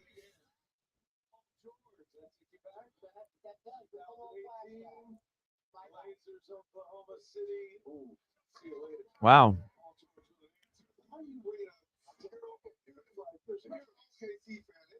Oh, hit him with the nutmeg. Oh. Uh-oh. Trae hit him with the nutmeg through the legs.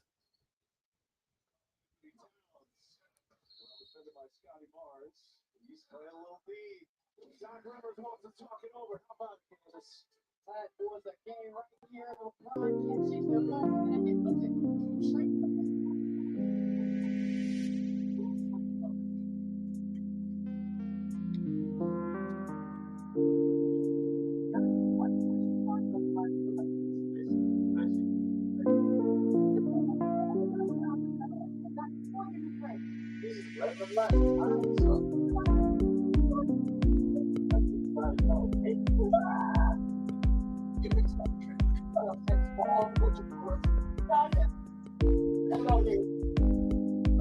All right, so you look at the leading scorers for the West. KD and Shea still knotted up at 10 apiece.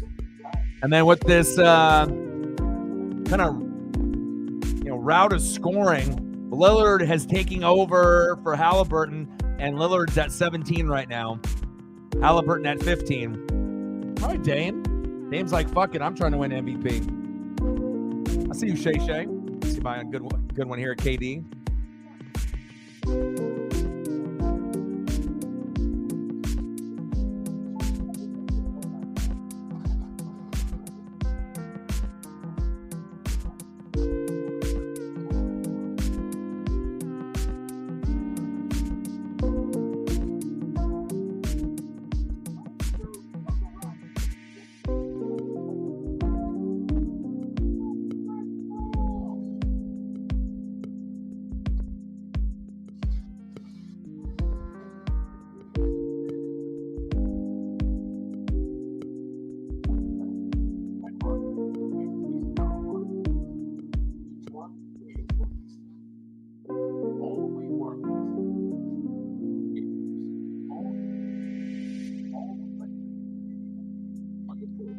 Shea with 10, 4 for 6 shooting. KD with 10, 4 or 5 of shooting. Halliburton, 5 for 6 still from that first quarter. Dame Dalla, 6 for 10, 5 from 9 from deep. Dalla, Dame time. Dame time.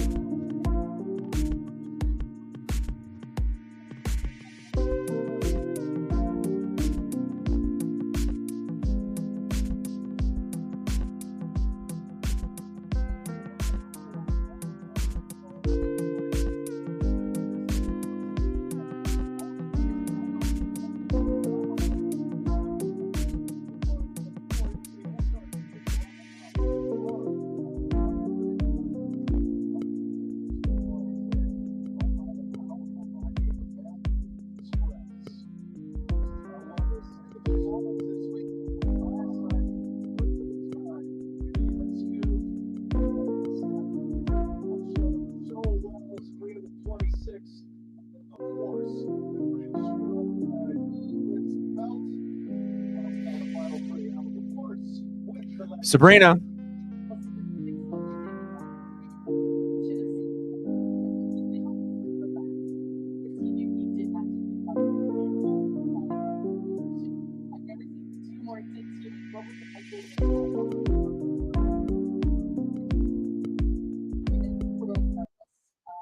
think just having this be the first time that we're able to have an event like this, I think we both felt the pressure a little bit, but to be able to go out there and compete against one another, and knowing it was going to open the eyes of a lot of people watching and in attendance. Tell him, Sabrina, go Ducks. So happy and thrilled with just the results of what happened and how it went down. Knowing he's your idol, didn't you want to geek out a little bit?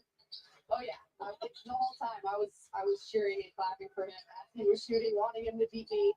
And he was supporting me as well and cheering for me. So I think that kind of shows the people that we are and how we expect to win this game. What's your confidence there could be a repeat next year in the Bay Area? It should definitely happen. I'm not sure what the format's going to be like, but we're definitely excited to have this continue to be something that we could see more and more at All-Star games. All-Star game in the Bay Area next year. Stephen Clay versus Sabrina and Caitlin Clark. Make it happen. So good. Thanks for the scoop and so clutch. The New York Liberty, the NBA building for a long time. Reggie, you were saying earlier about your ideas for 88-75 East. Shooter on the planet. Let's get Damian Lillard and Steph as the team. Yeah, Lillard and Steph. Sabrina, and possibly if she decides to come out, Caitlin Clark. Yep. Another great sharpshooter. How about them two versus Steph and Dave? I would love to see that. I would love to see that. There's no reason to hoop. She got as many points as everyone else, and she, shot from the male three-point line or the men's, I mean, the NBA is overall not the greatest product, so, I mean, to be shitting on the women, at least they're bringing some notoriety and some recognition to basketball because there's not really a whole lot going for them right now besides Wemby. If anything, it should be celebrated that we got two women that can actually hold it down and bring some popularity to the game.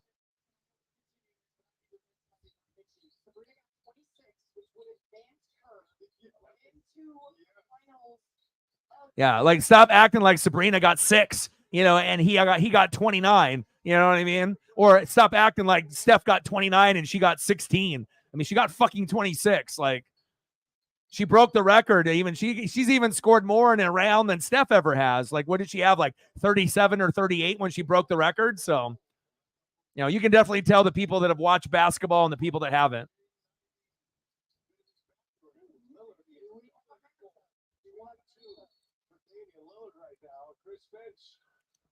Yeah.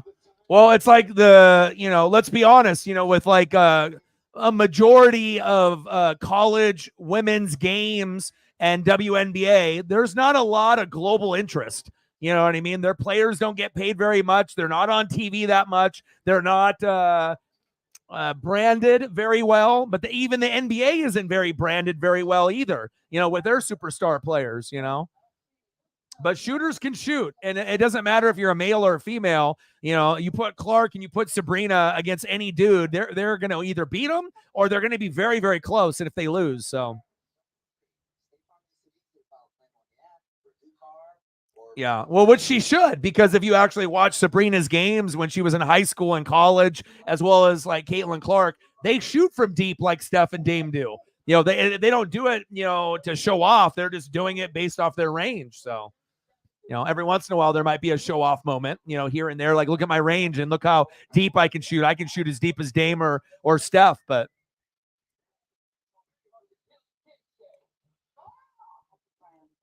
it's like, what are they threatened? Are the NBA trolls are threatened because you got two women that might be better than a lot of the men that are in the NBA as far as like being able to be entertained and watch, you know?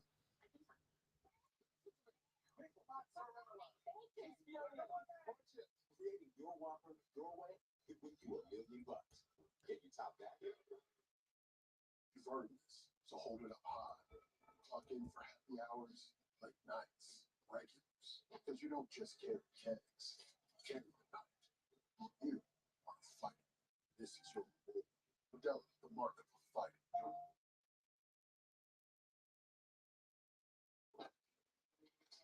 Sabrina got some swag too. It's just nice to be able to have Sabrina and Herbert at the same time.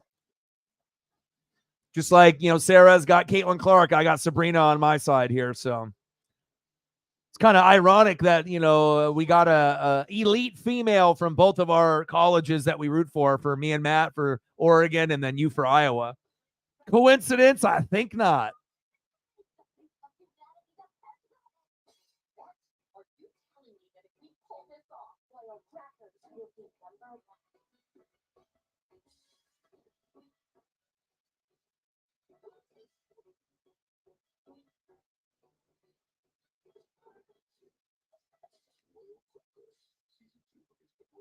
Well, Royal Crackers is back? Hell yeah. Adult Swim. That fucking show is hilarious as a cartoon.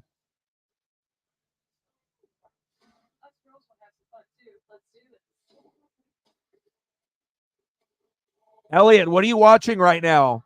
You got anything that you got on your Netflix, Hulu, Amazon Prime, fucking Disney Plus? What are you watching right now?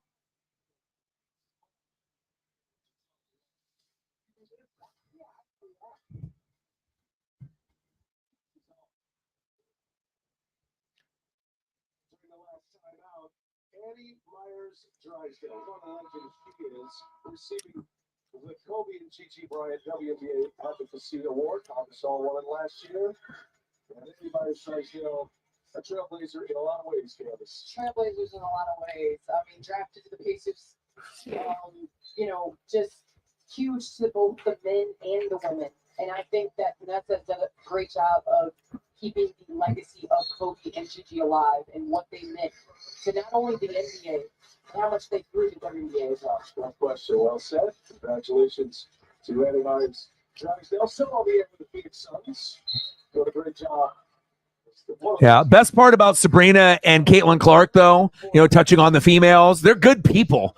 That's the best part about them. You know what I mean? Like, yeah, they're hoopers, but if you've ever seen any interview that they've ever done, or you know, seen them interact with coaches, players, fans, family, you know, they are definitely setting the standard of what it takes to be a professional athlete, and you know, to not be, you know, someone that they're not, you know, just to be true to themselves. And I love that. Luka and Joker playing some D. Joker too far under the hoop.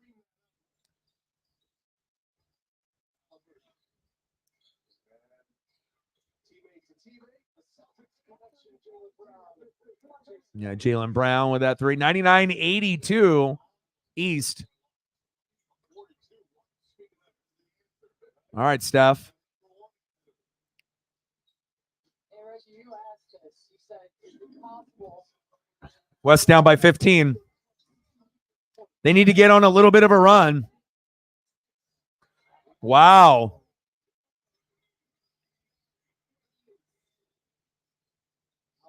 Halliburton fucking crazy. Halliburton trying to get MVP, I guess.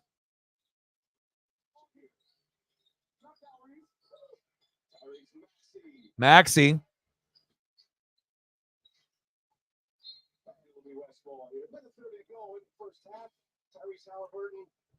You guys are snowed in? What kind of snow you guys got? You guys got 4 to 10 inches of snow? Is it crazy or what? It definitely puts you in a different mindset. I know with us here in Oregon, when we get a little bit, everything shuts down. And it's kind of, I don't know. For you guys are used to it. Maybe for me and Finley, we're on Oregon and Florida area, so it's like different. But, for you guys in the Midwest, Iowa and Indiana, Michigan and Ohio, all the areas there, Minnesota, when you guys are in the Midwest, like snow is just, it's like a normal thing. I don't know how many days you guys have snow in the year, but it seems like you guys have snow for like 20 days out of almost a month out of a full year. You guys have snow, it feels like.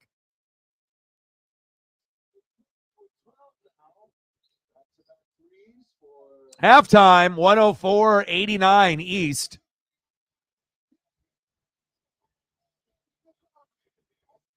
Almost a dunk by Joker.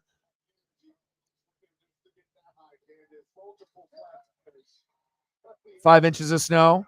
Wow, that's quite a bit. We got 4 inches and a shitload of fucking ice that it was just nuts, All right, we're at halftime, 104-89. Let me know what you guys want to do for photos while we wait for halftime to wrap up. And I got you. If you guys want to do food or whatever, we can always do that.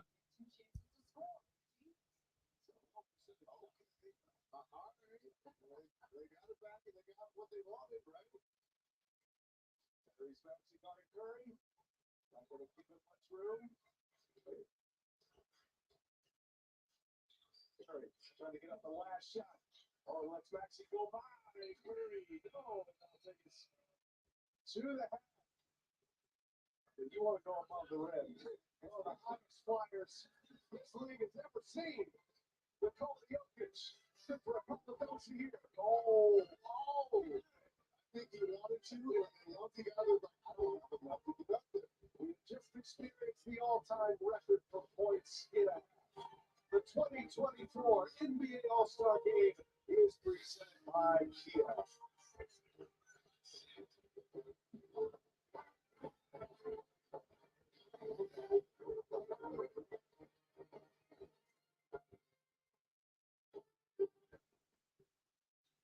Geography isn't learned, it's lived.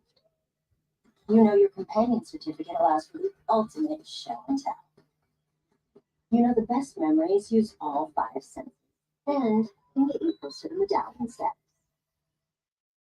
With the Delta Sky Miles Platinum American Express card, class is always in session. NASCAR, baby. If you travel, Let me ask you. You're using Head and Shoulders, right? Only when I see flakes. Then I switch back to my regular shampoo. You should use it every wash. Otherwise, the flakes will come back. He's right. Is that Tiny Troy? The ingredients in Head and Shoulders keep the micro. One Sunday down, 29 more Sundays to go for the NFL. The good news, there's no itchiness, dryness, or flakes down here. I love Tiny Troy and his tiny gorgeous hair. He's the best. Make every wash count. Little hot please. Celebration Key. Your key to paradise. This paradise has it all. Do absolutely nothing on a pristine beach, but do everything the island has to offer. Unlock Carnival's all-new exclusive destination at Grand Bahama.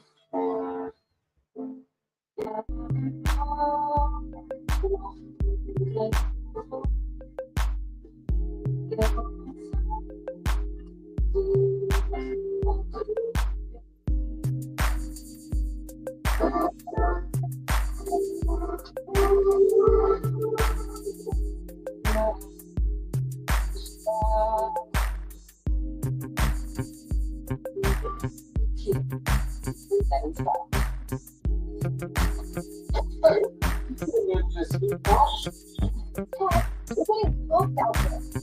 dog has better foot. The dog has 4 legs. Is this what you want? These this television thing? You want it for the bag, then step it up.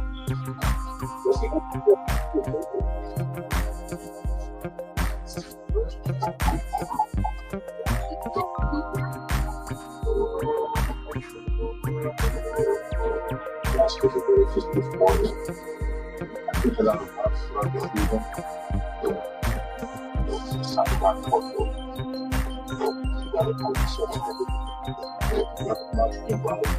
Elliot, I sent you the Levine Aaron Gordon dunk contest. Sometimes people need a refresher to be able to look at what an elite dunk contest actually is. You know, so even though Mac McClung has won the last 2, it was nothing like that last one. That was probably the last, like, oh my God one. Like, every dunk is fucking ridiculous by each guy. Like 50, 50, 50, 50, 50, 50. You ain't going to see that ever again. Or, you know, or probably not for a while.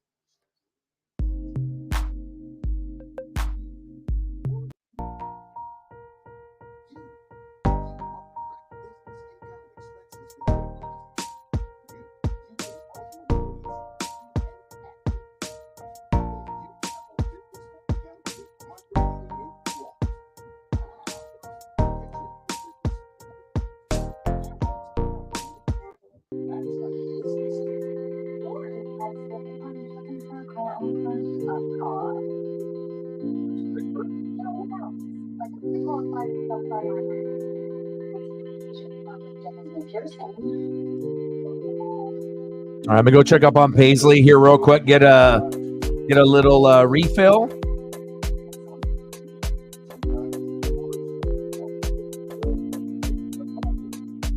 Checking out some Mariners. Let's go, baby.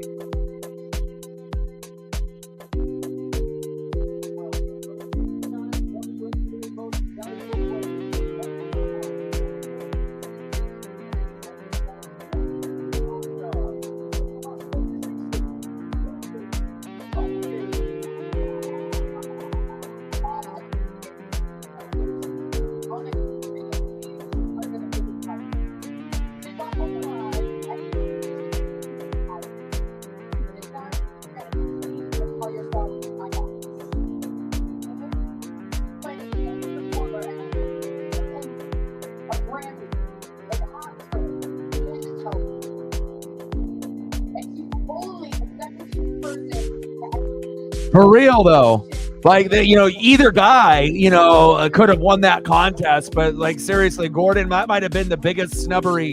Both are amazing. Like, let's not get it twisted. That was like Dominique Jordan to me. Even Vince Carter didn't have an opponent that was on his level when he did the dunk contest. But hi, Paisley.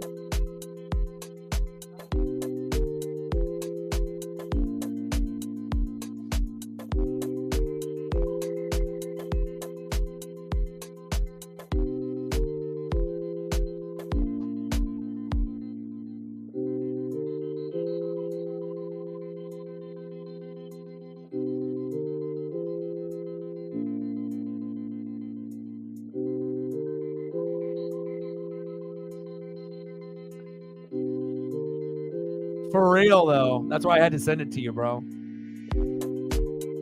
74 in Maui. Wow.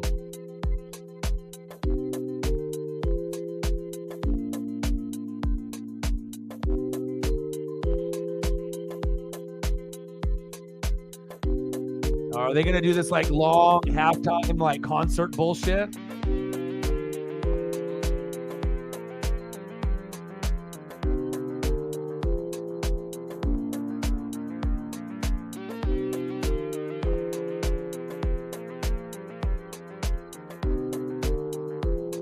Yeah, he's all living his best life in Hawaii. You got like all the snow. Right now it's 40 here in Oregon, so. But we don't got snow like Elliot and Sarah, though.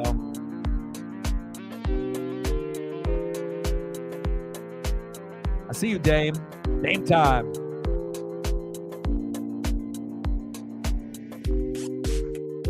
All right, let me go get my drink here real quick.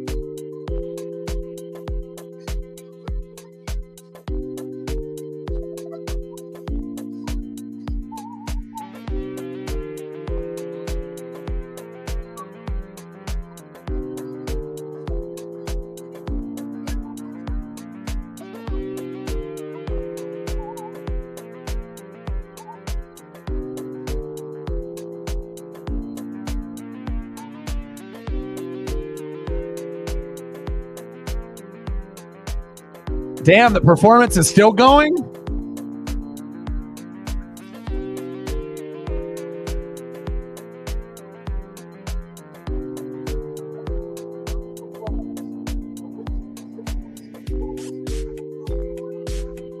Sometimes the game calls for a spark out of the bench. 6 minutes. Relative to halftime or booster from this seconds. Let's look at one action.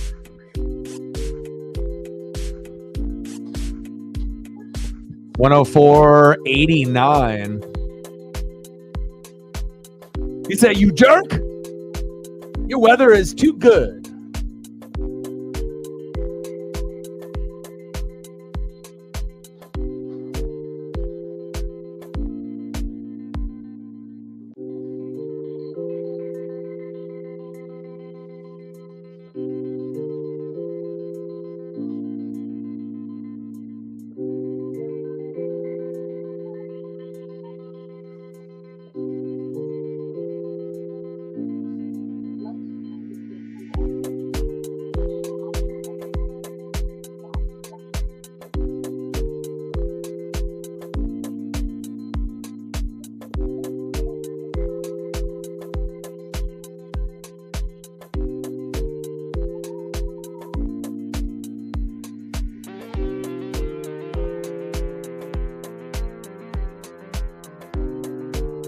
Oh, that does sound good.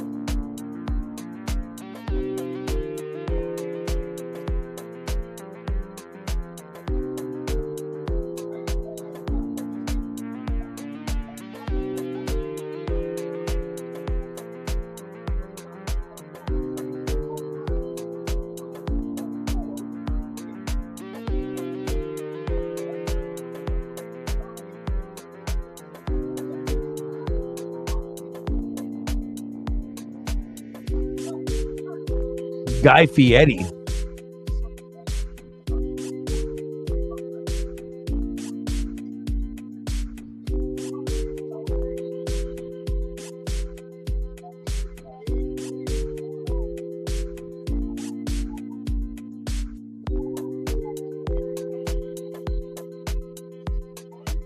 So you like it just the ice cream itself, or the ice cream bars, or the cones themselves? Because they got the flavor of the caramel cone, and then they got like a butter cookie cone. You can get it like in an ice cream cone. You can get a little Haagen-Dazs, a little tub of ice cream, and then they got the caramel cone in the ice cream bar. The ice cream bars to me are the best.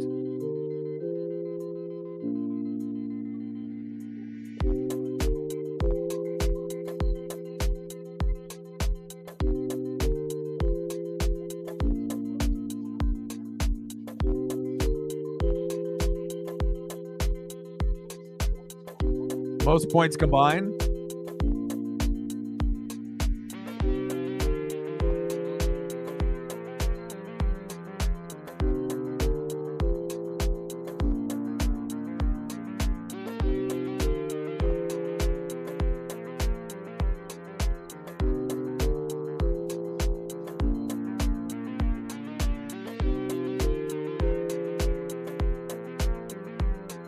Yeah.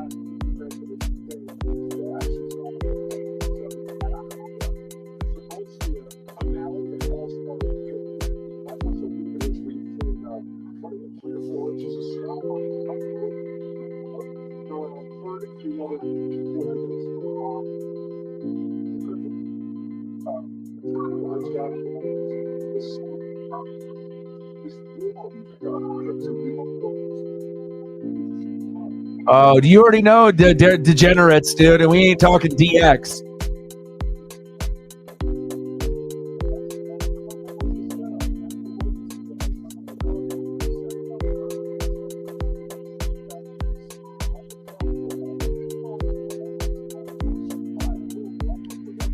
Yeah, you got to make sure you love yourself in every avenue of everything, because like if you feel that you're not,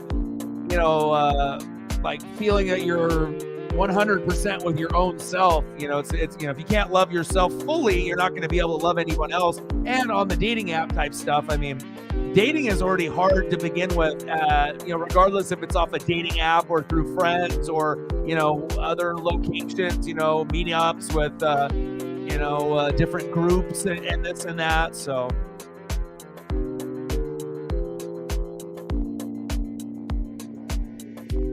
we just have to come to terms that there's just a lot of shady people that are out there. It's just the reality.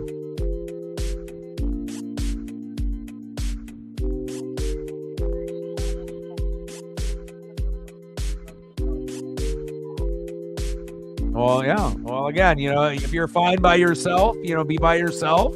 And then if you think that the church gives you the best opportunity, to find, values and, different things that you believe in, because that's really what it comes down to. You can end up, having an attraction to someone, but you have to be able to know like what they're about and who they are, honesty, loyalty, respect and goals and views and, who they are as a person, what they believe in, what their morals are. And just, nowadays, a lot of people are very, very fake. A lot of people lie. A lot of people are not genuine. So, sad truth.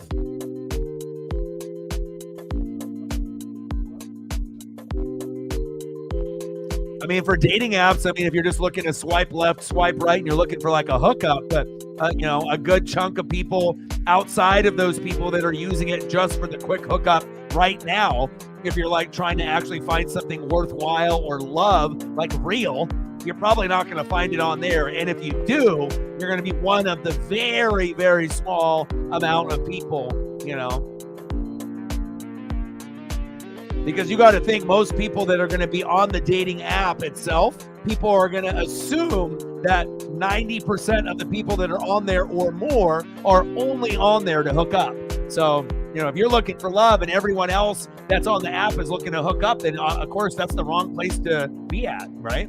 You have to understand, you got to be able to put yourself in a position to win. So, going to bars and going to certain places, it's, you're not going to be able to find it there. So, and a lot of times, when something good happens, it's not when you're searching for it. When you're searching for it, you're never going to find it.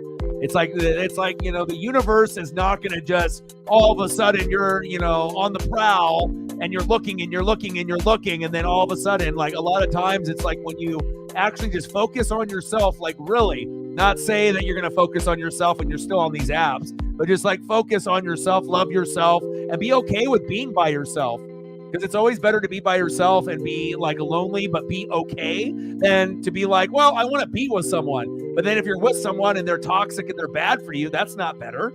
Of course, being lonely sucks, but it's better than being mistreated or underappreciated. So, people have to realize it's like when you're single, you want to be in a relationship. When you're in a relationship, you want to be single. That's just how it goes. Hard to find those. Good luck with that. It's very difficult to find those. We got some good quality people on this channel, but if you just look at a lot of the people that are on the internet and a lot of the people that are on those type of apps, and yeah,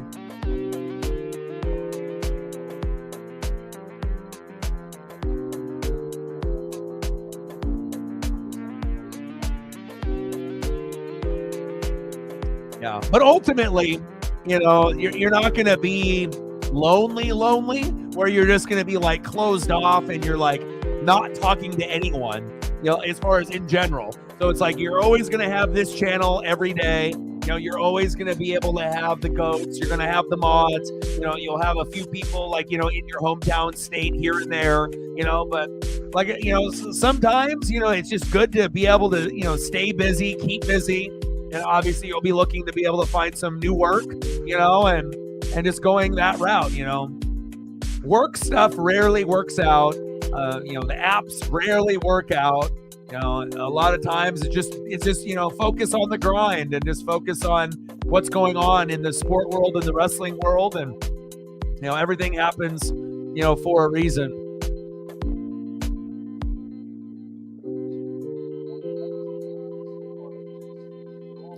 And out of state stuff isn't going to work. You know what I mean? Like I said, it's always cool to be able to have someone to be able to like talk to, by text message or on an app or on the phone. But the reality is if the person is not in the same state as you, it's not going to work. Even if the person is extremely loyal, distance makes it too difficult. It's hard enough to trust people to begin with now, let alone to trust someone that doesn't even live in the fucking same state as you. I mean, it's hard enough to even date someone when they live in another city than you, if you really think about it. You could have someone that you really care about that lives, a few cities away, and even that could be difficult. So,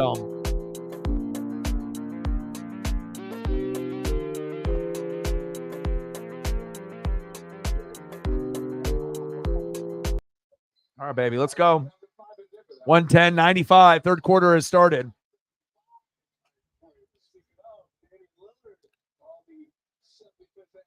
And honestly, if you keep yourself busy enough, throughout the day with work and sports and here and wrestling and just all the things that we like to read and watch film, if you keep yourself busy, you won't be as bored. The people that end up getting like depressed and bored, they have no hobbies and they're not doing anything. Like, you know what I mean? Like if you close yourself off and you're in the fucking dark and all you're doing is sleeping all the time, you're not talking to anybody, you're not watching anything on TV or movies, or you're not interacting with anyone, you're not reading, you're not getting outside, you got to be able to put yourself in a position to win. But I feel like, being a sport fan or a wrestling fan, of course you can still get into like a low point, but if you have things to look forward to every day, that's going to overall make your mental health better than not to have anything to look forward to every day. As a sport and wrestling fan, let's be honest, and you're a fanatic like us, if you're a Northwest sports fanatic, it's really hard to get fucking bored, because you always have something to look forward to every single day in the sports and wrestling world. Facts. It may not be the thing that you're the most motivated for, like Monday Night Raw, but that it's in your back pocket, that if you want to watch it, it's there for you. So...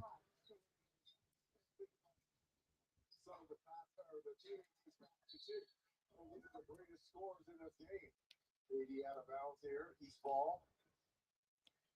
Halliburton scored 15 points in 90 seconds. Yeah. I just try to keep it real, you know what I mean? Because like I said, once you end up being in bad relationships, it doesn't matter where you're from, what race you're from, how old you are, if you're in Oregon or in Florida or in Iowa or Indiana, or if you're in Hawaii or wherever you're at. The reality is there's a lot of fucking just piece of shit people that are out there. And just the bottom line, this is how it goes. Like real, genuine, caring people get taken advantage of by these assholes because they know they can.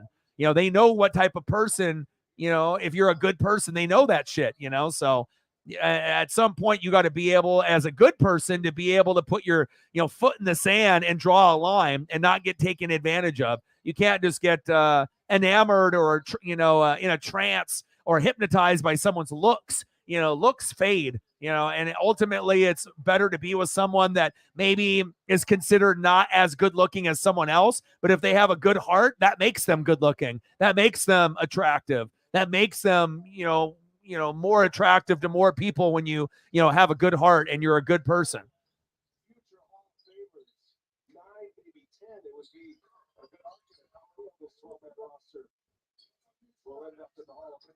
I mean, I'll tell you from like, even with my personal experience, most of the time I'm single or I'm with someone, but the two people that I've been with, one for like 6 years, one for 8 years, it was terrible.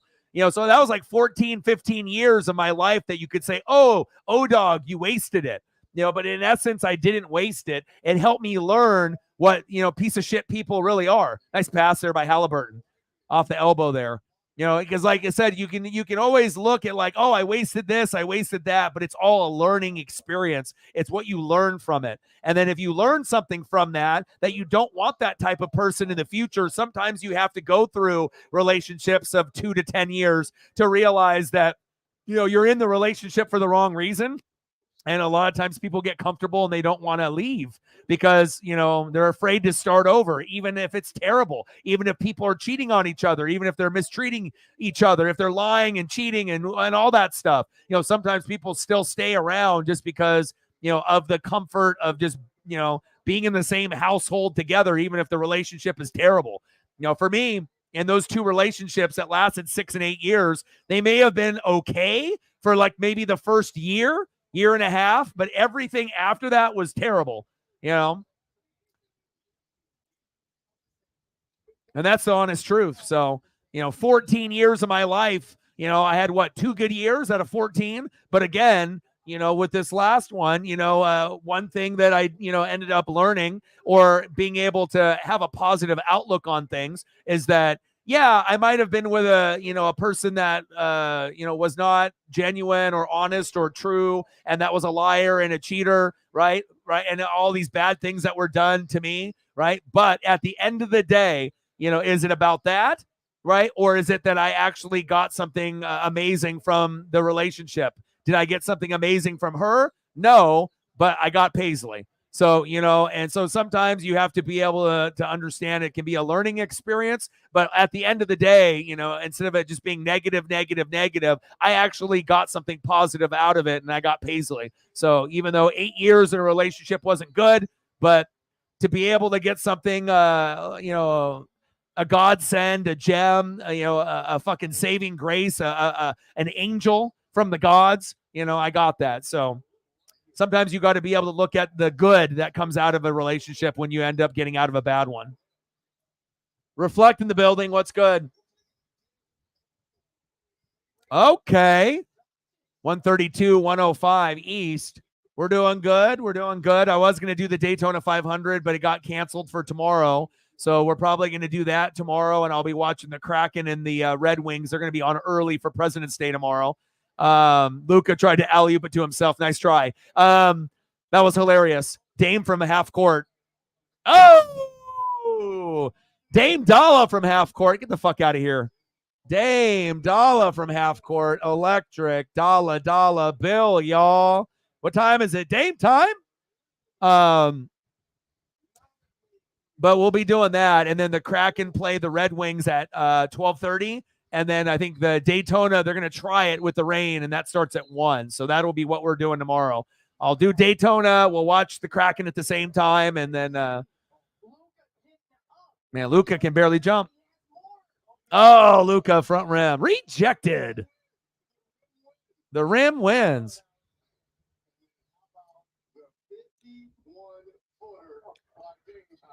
Yeah, and remember, like I said, there's a lot of other channels that'll have more subs, more people in the room, more donos. But at the end of the day, do we want to have 20, 30, 40 people in the room, but they're all toxic? Because if that's the case, I'm not going to be happy. And some of the mods and some of the goats will probably not show up or unsub or, maybe not show up as often. So you have to realize you can't sell your soul. Like, some of these people have sold their soul, to the wrong person. You see people in the music industry that they sold their souls, and they want to sell it for popularity. But at some point, making money is great. Getting a bunch of likes and a bunch of subs and a bunch of donos and recognition and share, it's awesome. But at the end of the day, is it about that? Right? Or is it about the relationships that you build with those few special people? And I know for me, that's what it's about. And for some of y'all, that's what it's about. Now, do likes, subs, donos matter for me? Fuck yeah, they do, because it's my fucking lifeline. This is my full-time job. I can't survive without likes, subs, donos, and support. But again, I've been doing this shit for 12 years. This is my 8th year on YouTube. So a lot of sacrifice and a lot of effort has gone on to this. And I try to be able to show you guys like how hard it is, even if you have extreme talent. at what you do, you can still learn and get better and better and better at your craft as you go along. But even when you feel you're one of the best in the world at what you do, everyone has to wait their turn, and not everyone is going to have instant success. And a lot of those people that you feel that had instant success, they didn't. They've been grinding for a long fucking time. So, and again, for me, I would rather be, slow and steady wins the race. And when my time comes with a collab, or if I go viral, or if, things spike, it's going to happen for a reason, rather than to be like a guy that has 5 seconds of fame. I blow up on TikTok, for like, 6 months, and then all of a sudden I disappear. I don't want to be one of those people that is a fad. I put way too much time, effort, and energy into what I do. And the bottom line is a lot of those people that end up being fads that make it huge for like 6 months to a year and disappear, a lot of those people don't have talent. They're just getting pushed in the social media algorithm based on who they know and who's pushing that person. You know what I mean? But at the end of the day, if you don't really have talent, eventually, true colors will show. So now, would it be cool if I ended up getting rich off of this? Of course, but it wouldn't be like other people being like, oh, look at me and my Jordans and my cars and my mansions. The first thing that I would probably end up doing is trying to give back to like, shelters for like dogs, and to be able to help out on mental health, dogs and cats, for, being able to get that set up for people for their mental health. And everything that goes along with adopting a cat or a dog, or to be able to help your mental health out if you have depression or anxiety. Those would be the first two things that I would want to do, besides opening up, my own studio here in Oregon to make other people's dreams come true. Making other people's dreams come true, number one. Helping out people with mental health, number two. And then number three, with that mental health, being able to help people out with like dogs and cats and animals, because I'll tell you what, I mean, if you have a cat or a dog, I mean, some people just see that as a pet, or it's just a cat or a dog. But for the people that know that relationship with a cat or a dog that is family, it is much more than that. So big facts. How you going, Reflect? What's good, man? 132, 105. But also too, I don't fit into the pattern of people on YouTube that are super, super famous, because I'm not fake. I'm not fake. I don't do a bunch of fake shit, where I'm, making fake videos, and I'm having fake reactions, and I'm jumping out the window, or I'm falling out of my chair, or I'm slapping someone on the back of the head, or I'm throwing a drink at the computer. It's like you get a lot of these people that are extra, but if you realize that a lot of fake people like watching fake people on the internet, and I don't fit that mold. So there's a lot of fake people that don't like me, and that's completely fine. That if they want to troll or if they want to hate, but I know that I'm always going to be true to who I am, and I'm always going to be that voice for sports and wrestling that people need on YouTube and people need on planet Earth. There's plenty of fakes out there. There has to be at least a couple of us, men and women, that are actually real, that can give it to you 100, and they don't have to sugarcoat it. There's no bias. A lot of people, will have their own opinions, but I feel I'll be able to like give you the truth, and you can either, take with what I say with a grain of salt. But a lot of the things that I do say, I think a lot of other fans of that team or player think it, but they're just kind of afraid to say it, and I can be the voice for those people.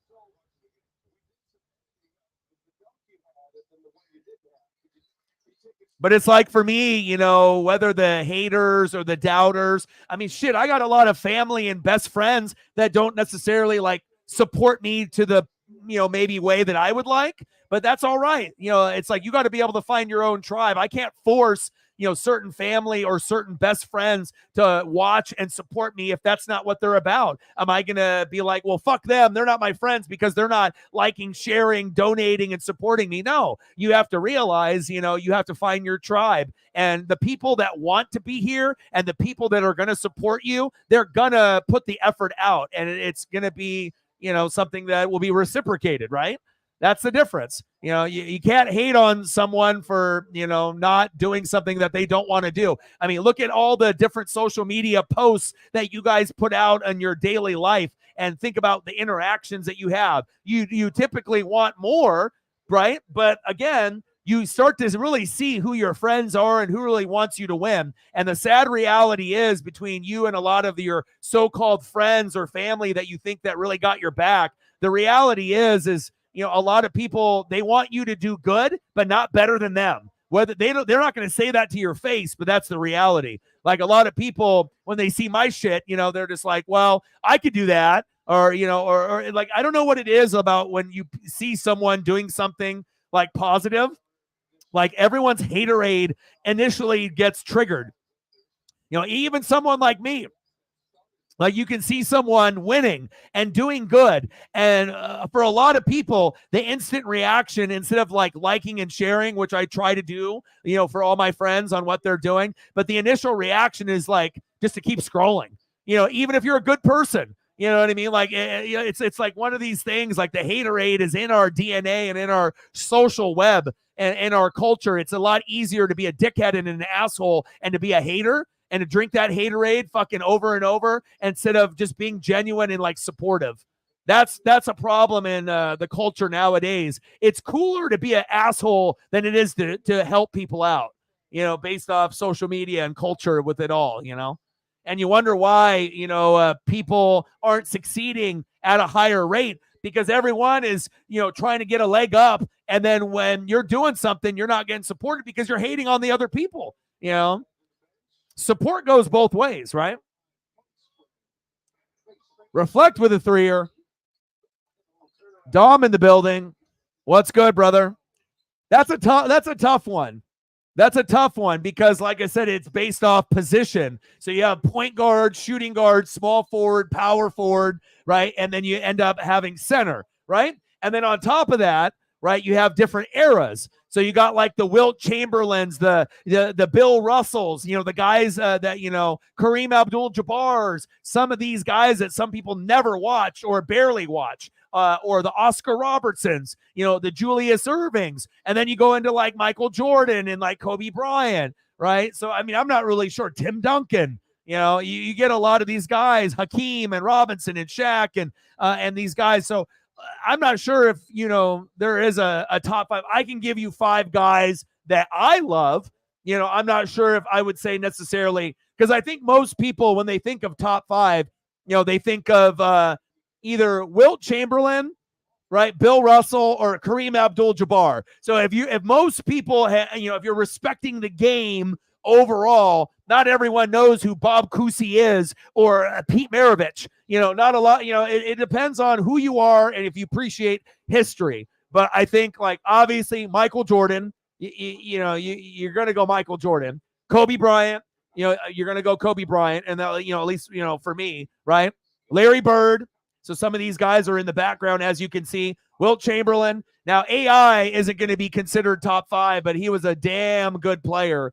And like I said, so it's like if you're going to go based off centers, either offensively, Wilt Chamberlain or Kareem, defensively, Bill Russell, all around, amazing player, Jordan and Kobe, forward, Bird, and then obviously you have the comparison now, which would be LeBron James.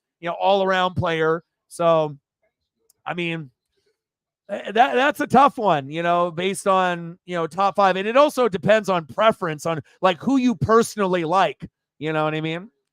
That's a good one, though. But I named off quite a few players there that would be in many, many players' top 5. Reflect with a 3-er. Let me know what you want to do for photos, and I appreciate you. He's like, I don't want that odd number. And we were generous enough to get a $69 dono from Mr. Williams at 3 a.m. So that's always good when people are supporting me even when I'm sleeping. You know what I'm saying? Everyone's asleep. I'm asleep. I wake up. Boom, $69 dono because you guys are awesome. Stacks on stacks, racks on racks, a little Cactus Jack. Bang, bang. Bang, bang.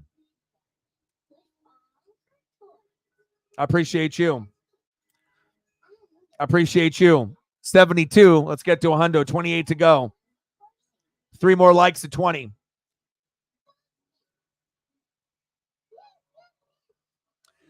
Five players you've had on your team. Oh gosh. Okay. Jeez. Oh, man. I mean, because I grew up in the Terry Porter, Clyde Drexler, Jerome Kersey, Buck Williams, Kevin Duckworth, Cliff Robinson era, which was amazing. And then before that, we had Bill Walton and Maurice Lucas with the Enforcer. So, golly. I mean, if I'm just going to give you top 5 Blazers, if I'm going to go there, for me, my top 5 Blazers. So then I got to go number 1, Clyde Drexler, right? Number 2, Dame Dalla, Damian Lillard. Number 3, Brandon Roy. I'm a big B-Roy guy. Huskies, Pacific Northwest, degenerative knees, rookie of the year, all-star, goes to the trade with the Timberwolves, cartilage, bone on bone. What could have been, what could have been for T-Mac? What could have been for D Rose, and what could have been for Brandon Roy? I think the biggest what ifs are for Brandon Roy and Derrick Rose. I mean, prove me wrong. If those guys don't have injuries, who knows how good those guys could have been. But I'm gonna go Clyde Drexler. I'm gonna go Damian Lillard. I'm gonna go Brandon Roy. I'm gonna go Rasheed Wallace. All right, I'm gonna go Rasheed. Okay. And my dad's favorite player as a Blazers is Rasheed Wallace, which is really weird because if you look at my dad's like Santa. I look like I might be adopted, and like my dad is just like Dodger fan, kind of soft-spoken teacher, super intelligent, 40 years, but he loved Rasheed Wallace. And then obviously, you got to go with Bill Walton and Maurice Lucas, but there's a lot of guys. I mean, I like Kenny Anderson, the lefty. I like Rod Strickland. I like Terry Porter.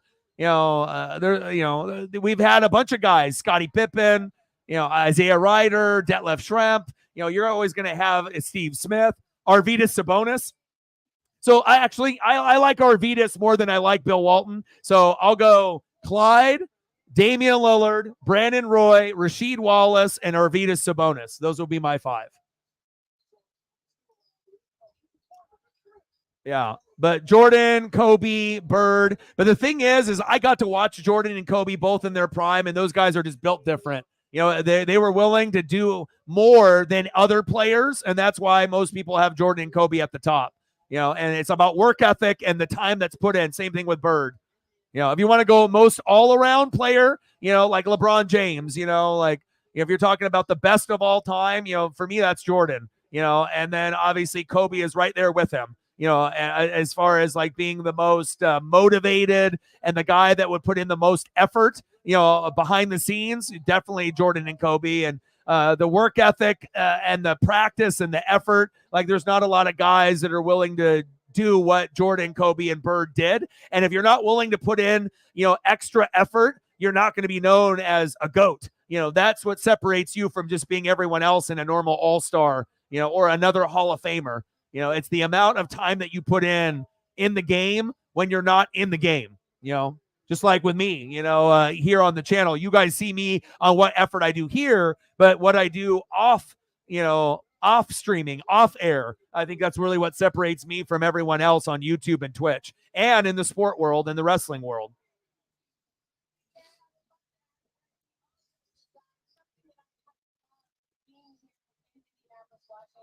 Yeah, but also, too, most people that think that Kobe is the GOAT, you're under 30 years old. Are you under 30?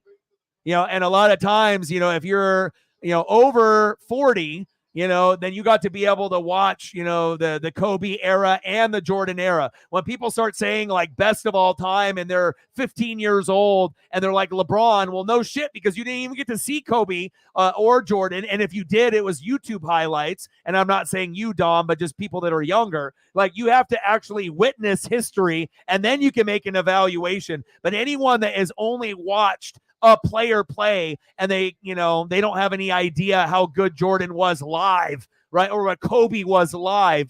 Like to me, Jordan and Kobe live are better than anything I've seen LeBron do in his career. That's how good Kobe and Jordan were. And LeBron is known as the best all-around player of all time. But with that being said, at the end of the day, if I have to choose one guy, who's the best of all time, it can't be a guy that went to 10 NBA finals and only won 4. I got to go for a guy that went to 6, won them all, or a guy like Kobe that went to 5 like Magic.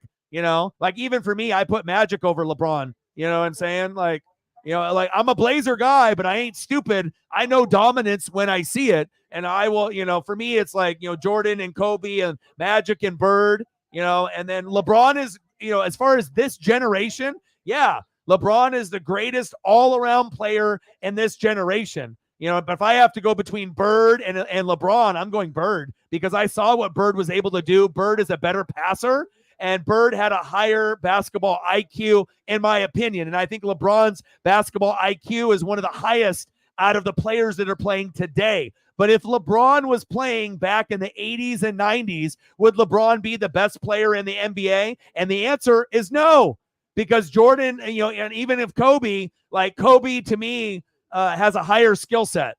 You know what I mean? Passer, basketball IQ, you know, and it's not like I'm saying LeBron is dumb. He's not. But there's a difference between the best of all time and what they were able to do, like in the background. Wilt, you know, being able to get the 100, even though we have no footage of it. You know, Kobe and the Jordan, you know, based off the Mamba mentality. You know what I mean? Larry Bird had the Mamba mentality before Black Mamba, and Kobe had it. You know, go back and watch Magic and Bird and Jordan and Kobe, and then you can compare it to LeBron, and you're like, damn, you know, not even close. Hell, you can go Tim Duncan over fucking LeBron. And that's not like being a hater, like just looking at consistency. And most people have Tim Duncan as the best power forward of all time.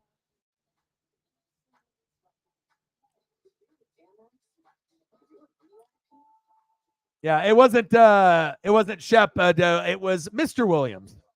Not Shepard Williams, but Mr. Williams.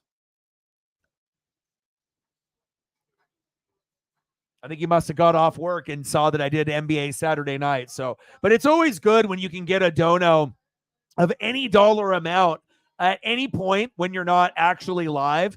Like, what a better way to feel good, you know, that, you know, even when they're not there, you know, with like Mr. Williams or with like Cyberpunk, or if it's only for a little bit of time, or Reflect or Megan, you know, but to be able to get something like that when you're streaming is unbelievable. But then to be able to wake up at 6 a.m. and see that you got a $70, $69 dono to start off the stream, that's a pretty good feeling, you know, and that is something that is earned, you know, based off the friendship and the, you know, success, you know, belief, and the people wanting, you know, certain people to succeed. Not a normal person, that does not happen to, you know, let alone in the stream, let alone offline. So pretty awesome. 44. So you've seen it. So Dom, you've seen it. You've seen everything that I've seen. So you've seen Magic, you've seen Bird. When did you start watching basketball? Like what year did you start watching? You start watching around 4 or 5 years old. So I mean, Jordan had a better team. Jordan made other players better though. I mean, you had BJ Armstrong and Jordan and Pippen were amazing, but also too, you have to think, what's the common denominator? Phil Jackson. So you had the trio, Jordan, Pippen, Phil Jackson. If one of those three isn't there, nothing happens, right? Kobe, Shaq, Phil Jackson. If you only have one of those guys, right? They proved, Kobe, that he could win without Shaq, but it's definitely a lot fucking harder. But on the flip side, you had a beast, Lamar Odom, and a beast, Pau Gasol. So yes, you didn't have, maybe something like a Scottie Pippen, but if you go back and look at Pau, how good Pau was and how good Lamar was, they had something there. So even though some of the Laker teams that, Kobe was able to have success with were lower, they still had guys that could do something. Or the early Kobe with like Nick Van Exel and like Eddie Jones. But you have to think, John Paxson, BJ Armstrong, Horace Grant, Bill Cartwright. I mean, the Bulls were able to win with Jordan in an era with no centers. Think about that for a second. The era of centers was in that era, and they had fucking Bill Cartwright, and they won 6. And if Jordan's dad didn't get murdered and he doesn't go to do the baseball thing for 2 years, maybe they win 8 in a row. I mean, we already know with Olajuwon and Clyde, they won one with Clyde and one without. But when Mad Max and, Kenny Smith and Robert Ory, I mean, it kind of felt like maybe the Rockets were going to, win something there, but we'll never know. An elite Bulls squad against that elite Rockets squad. Who wins?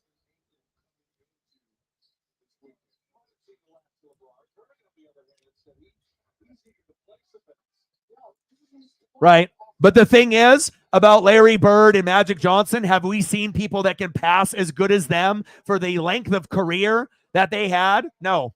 I mean, you had guys like Jason Kidd and Steve Nash that were pretty good, and white chocolate like, Jason Williams that could street ball pass, but we haven't seen guys pass with efficiency and style and flair since those two guys. Name someone that has been as good as those two, at basketball IQ, aside. So again, everyone's going to have their favorites on players and, who they worship, who they have their favorite teams and favorite players, but I just call greatness on how I see it. Magic and Bird did things that you have not seen to this day. Jordan and Kobe did things that you have not seen until the time that they stepped off the court. Like LeBron is LeBron, but even LeBron is not in the same category to me as those, others. So, I mean, I keep it 100. Horace Grant, Bill Cartwright, having guys like that, Stacey King. You got to think Jordan was winning championships with Bill Cartwright. That's really saying something. And yeah, he took a shitload of shots, but you also have to remember, the defense too, like not being a good defender and then becoming first team All NBA. Like, if we're actually going over accolades and, like I said, I've done a lot of watching and a lot of reading and a lot of film. And like I said, there's not really a wrong answer. Some people could say Wilt Chamberlain, and we can't not disagree with them. If someone wants to go Bill Russell, based on being an old head that watched all of Boston's reign, can we really argue with that? A defensive player. I mean, it just depends on what you're valuing, I guess, all around play, scoring, based off the era. Awards, how many championships, how many MVPs, how many scoring titles? Do you have any defensive accolades on top of that as well? Were you a good rebounder? Could you pass? There's a lot of factors. So,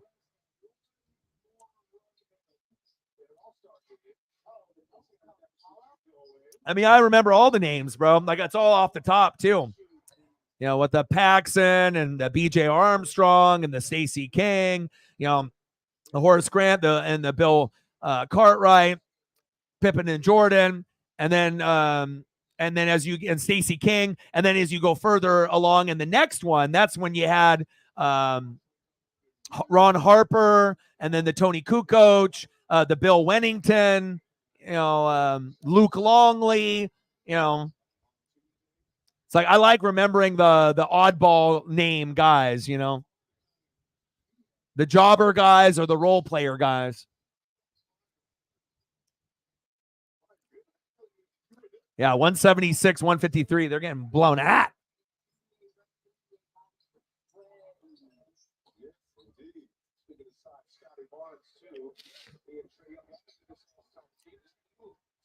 Yeah, I just think that when Powell and Lamar, Lamar was, dating a Kardashian, and he was going through a lot of emotional stuff and abuse and partying a lot and getting addicted to certain things. And then, and then just not caring about, anything and, doing crazy bunny ranch stuff and then just partying like crazy. People think of like a lot of that. Right. But if you actually go back and remember or watch the film on like Lamar and Kobe and Pau together, it was kind of magical. It's like either you remember a lot of that, and then you compare it to what kind of you see now. And yeah, it's like Lamar is not going to be in the Hall of Fame, and Gasol isn't either, but for what Pau was able to do, before Mark kind of got on the map, and what he was able to do, two Gasols make a right. But I think Powell in his prime was very underrated, and that was a big key, because if Kobe didn't have that strong, legit number two, they wouldn't have had some of the success that they did have. right? And you could go Kobe, Jordan, Kobe, you know, and the people that go LeBron, right? Those are people that are young. The people that are like LeBron, where, you know, if you're an old head that was, you know, grew up in the 70s, 80s, 90s, we might go Jordan, Kobe, fucking Bird, then LeBron, you know. So we got 3 ahead of your GOAT, and you know, you didn't even watch. Now, if someone was old enough to watch everything, then it's a fair analysis. But if you've only watched, you know, for, you know, no one really knows. Like, I mean, you go back and watch like Pete Maravich, Kusi, Chamberlain, fucking Bill Russell. That shit is crazy. You know what I mean? But again, you know, some guys are going to be more popular than others, and it all depends on what accolades that we put at the top. So, Shep in the building. What's good? Michael, What's good, my guy? I'm so proud of you. It's nice to see you enjoying yourself. Yeah, like I got like a Sheldon Big Bang Theory memory. Like anything wrestling and basketball, baseball, football, hockey, like NASCAR. Like once it is in here, like for me, like it stays in there. Like I like, you know, they could make a show like anytime when you watch like New Girl or The Office, or you're watching any of your favorite comedies like the Goldbergs, and they end up having a scene where they end up reading off thing after thing after thing. And just when you think that they're going to end with the comparisons of this option or this option or this option, or they're saying this name or this name, and then you can keep going after like 10, and then you start hitting 15 or 20 or 30. That really does show a lot of skill and memory. You know, like thinking of just like a lot of times, like with me and the buddies, you know, we'll just do it based off jobber wrestlers or jobber athletes, and how many jobber athletes, and they could still be like role players, but they're never considered superstar. Everyone can remember the superstars and the Hall of Famers, but what about the others? Can you remember those? And then you start going down memory lane. Good to see you in the room, my guy.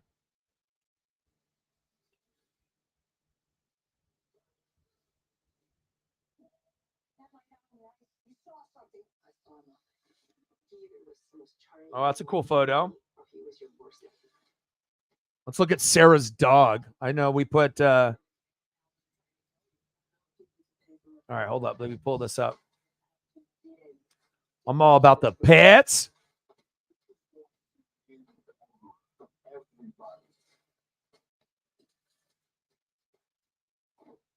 Yeah, lots of us in the, like, I feel also too, like with me, you know, a lot of the bad struggles I had, I'm past it now. You know what I mean? Because of Paisley. And you know, sometimes, you know, you think a person is gonna make you happy, you know, like a relationship or a boyfriend or a girlfriend or a wife.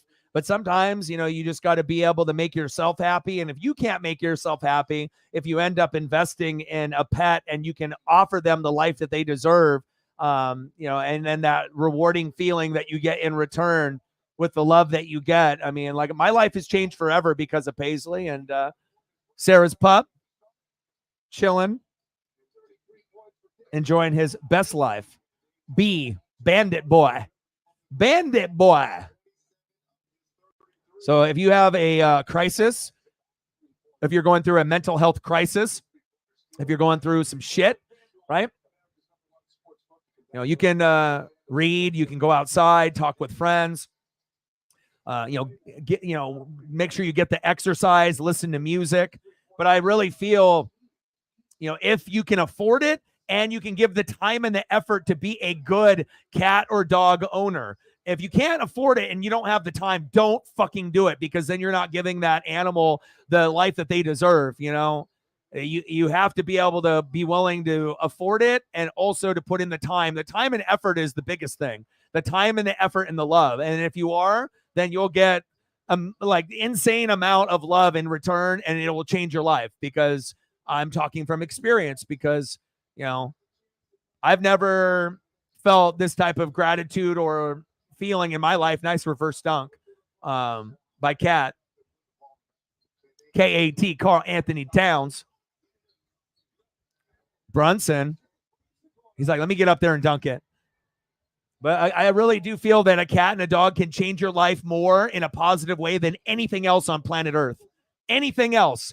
You know, you can be happy with yourself, but sometimes it's hard to be happy with yourself if you don't love yourself or if you're not in love with yourself at the moment.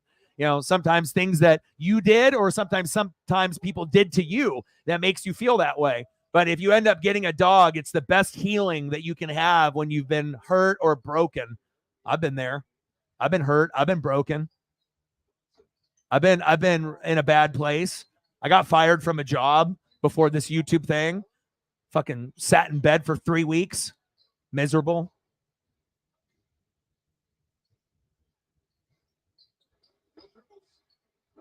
No dribble dogs. Nice pass. The Joker with his signature dime. But mental health is always going to be talked about in every broadcast that we do at least 3 or 4 times. Because everyone that comes here, I feel that they already know it. But, you know, for the newbies, it definitely gives them a place, you know, as long as you have good YouTube etiquette in the chat, it can make a big difference. 188, 166 East. My goodness.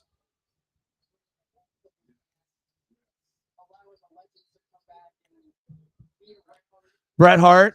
See, you know, I like Bret Hart a lot too. Like there's 2 types of people out there, right? There's Stone Cold and The Rock, right? You're either one or the other. Sometimes you're both, which is very easy to be both, but sometimes you lean one or the other. And then Shawn Michaels, Bret Hart, you know, it's like you either are one or the other. And I would say 90% or 95% of the world is Shawn Michaels, right? Heartbreak Kid, HBK, DX,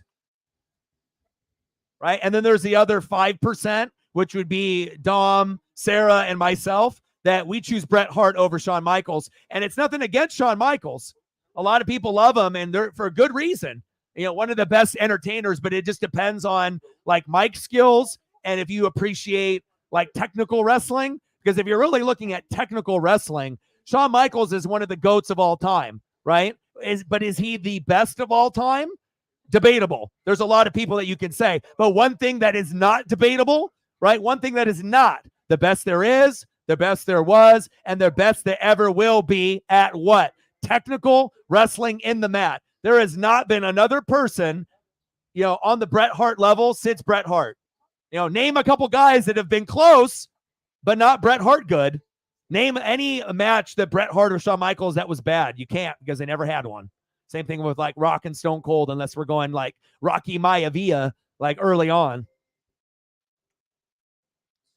Man, I can't wait for your Braves to play. Say, dude, you're just like us.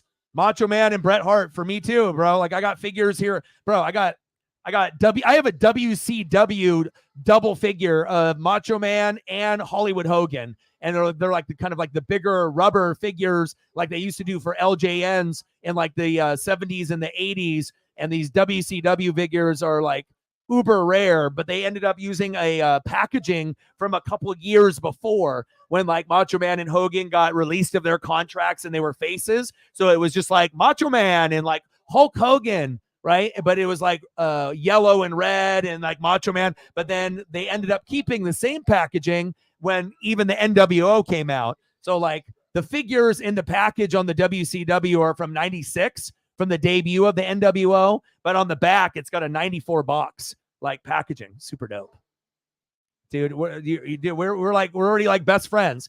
You're like naming Dean Malenko was very, very good, but if you had to take Dean Malenko or Bret Hart, who are you taking? Dean Malenko, man of 1,001 holds, and he was very technical, right? But Bret Hart did it with more flair. You know, Bret Hart did it because Bret Hart had the it factor. You know what I mean? It's about the swagger and the confidence, and he took a lot of punishment in the dungeon. You know, and anyone that came out of the dungeon knows that, you know, yeah, there's a lot of guys that came out from America and Canada, but if you're talking about battle-tested motherfuckers in wrestling, there's nothing that's, you can only imagine what kind of, I don't want to say abuse, but what you can imagine, bodies pushed to the limits based on unethical wrestling techniques for training. You know, I can imagine you have people wrestling in other federations and, you know, there's some sketchy shit, you know, and I'm not talking ECW, you know, jumping off a balcony, New Jack. All right. Mustafa, right.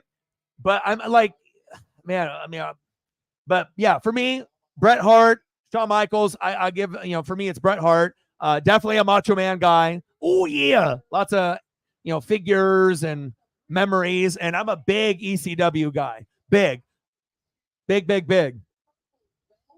Carlos in the building. What's good? Shep in the building. Dean Malenko is very, very good.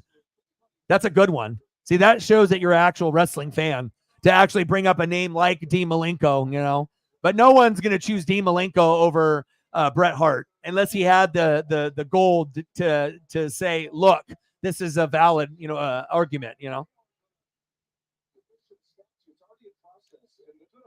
I like it, but also too now with the NIL and with having to have money to get people, I feel like college football is kind of like it's going up for some things, but then some things are going down, like loyalty and unless you end up having a coach like Dan Lanning or maybe they're Kirby Smart or Ryan Day or Steve Sarkisian. If you're not in one of those four schools, who knows how long you're going to have that coach there? And even with those four guys, who knows when something might change? And so I like the players getting paid rather than the university. I like, going to a playoff, but the loyalty for the coaches and players is at an all-time low. And third string running backs saying, hey, you better give me $1 million or I'm leaving. That's ridiculous. If you're a middle to lower end school, how are you supposed to retain talent when you got a guy that's like, F you, if you don't give me $1 million, even though I'm not playing for 3 years, I'm leaving. Damn. But I guess that's how it's going. So, Shep, you do know you're wrestling, bro.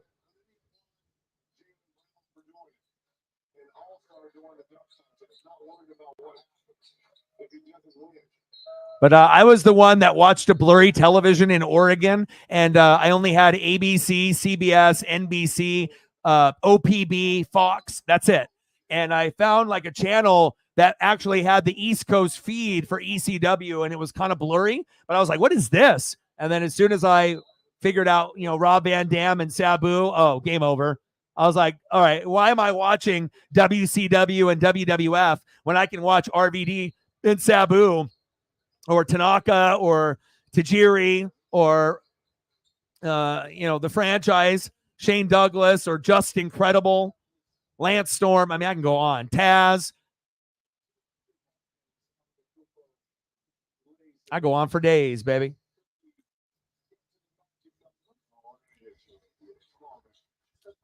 Shep, I missed you.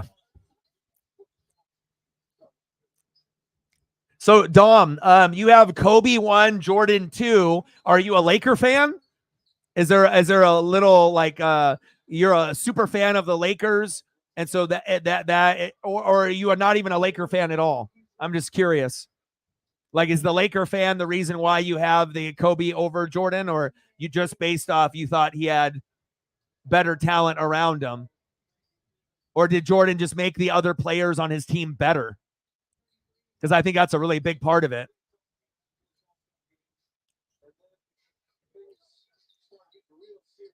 Alberto Del Rio. Yeah, there's a couple guys in wrestling that I really do miss. And Alberto Del Rio had the look, but obviously just kept getting in trouble. I would say that I miss him being like, on TV. I thought he was a good villain, kind of like a Samoa Joe as a good villain. But you know who the guy I miss the most? If you're only a hardcore wrestling fan, you'll know. But my favorite that I feel that we got robbed of seeing on the primetime big time is Velveteen Dream.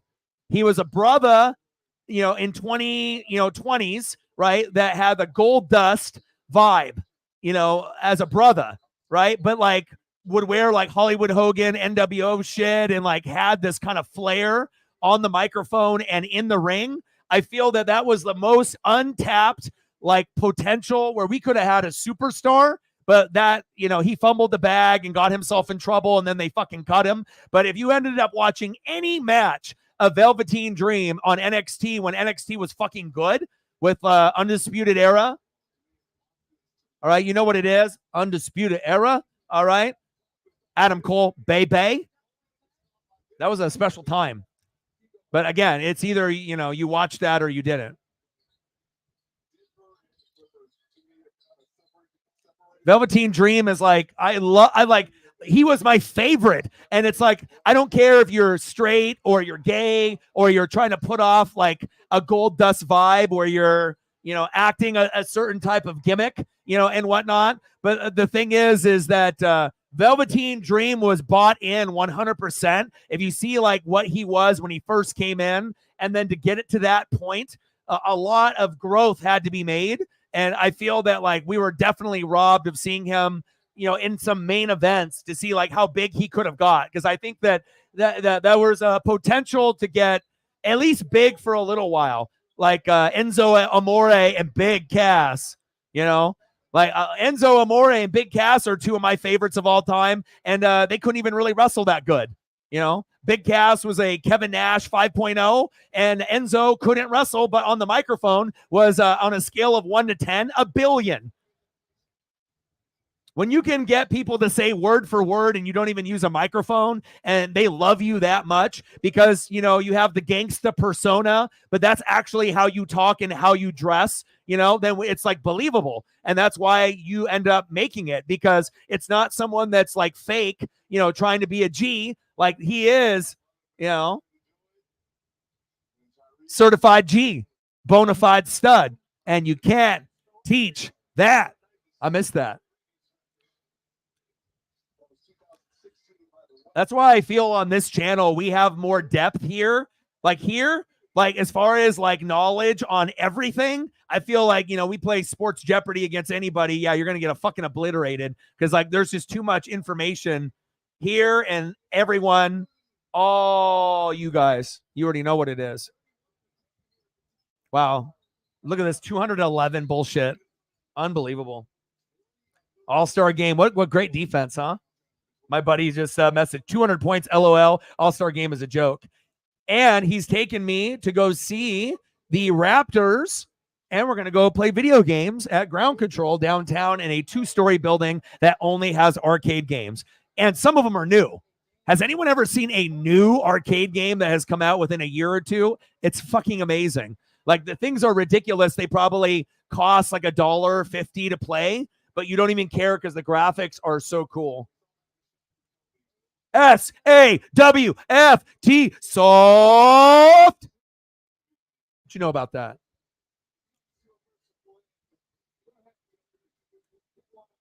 If you're authentic, people will buy in. Just because there's a lot of other fake people trying to be gangsta, and you can be fake and be like famous on the internet for being like fake, but like I said, when it comes across as you're awesome on the mic and the way you dress and the way you are is amped up, but it is an extension of kind of who you are. You're just turning the swag up because you're so lyrical on the microphone, but it is kind of like who you are, just like your mic is turned up loud, right? And that's what you got from Enzo Amore. You couldn't wrestle. That was Big Cass, but dude, your mic presence was through the roof, and that's why it shows you can be a legend, in the ring like Bret Hart. You can be great on the mic and in the ring like Stone Cold, The Rock, and Macho Man, right? But sometimes, you'll be good on the mic, but you won't be as good in the ring. Hulk Hogan, right? It's all about who you are, right? But as far as Hulk Hogan in the ring, that ain't RVD. There was a lot of guys that were much better. SAWFT, so 211, bro. Oh, damn, you a Clipper fan. What are we talking? Are we talking like Danny Manning era? Eric Piakowski? You want me to go deep? Back in the day?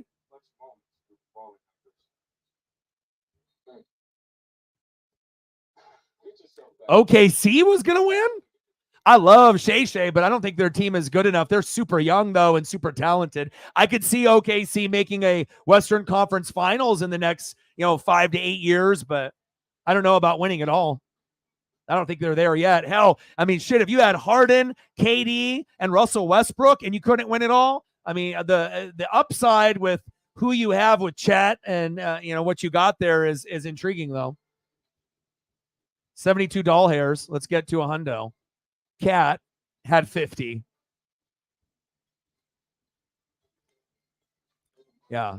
So there's Madden in college football. So I started playing Madden, like, when it was on like Sega Genesis, like in the early 90s. Like I had an Atari 2600. I literally grew up in the birth of the internet and the birth of video games. Like literally playing with stick figures, on the screen and wondering what it would be like one day when the guys would be the big screen. Like they would take up the full screen as like a player, or a game. So, but the college football game, if it has the same kind of engine as the old college football games, we're going to be fine. And, but if they make it like Madden, but all they're doing is changing the band and the player's name and the helmets, it's going to be a disaster and everyone is going to riot. Because the reason that people like this college football game, like Grand Theft Auto and some of like the cult games like 2K, the reason they like it is because of the gameplay. You can actually run and throw much easier in that game, and the flow and the vibe and the camaraderie of the band and the celebrations. It's just a cooler vibe with the cheerleaders and the band.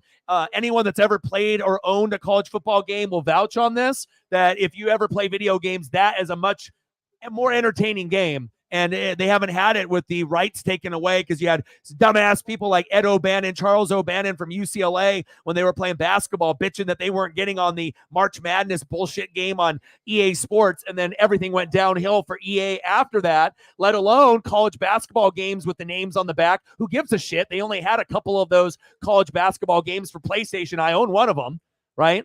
But it was the NFL college football you fucked, because you weren't allowed to use the names. You screwed us, but now we're getting them back now with the NIL. And one thing is the NIL, for all the NIL haters, we got college football EA Sports back because of the NIL, a part of it. Oh, of course, I got a 64. NWO, WCW, NWO Revenge, WrestleMania 2000, WWF No Mercy. I got all that shit, dude. All the video games. I mean, like I said, I did an Atari 2600, NES, Nintendo, then Sega. I wasn't a Super Nintendo guy, then Nintendo 64, and then I was the first one, to get the PlayStation.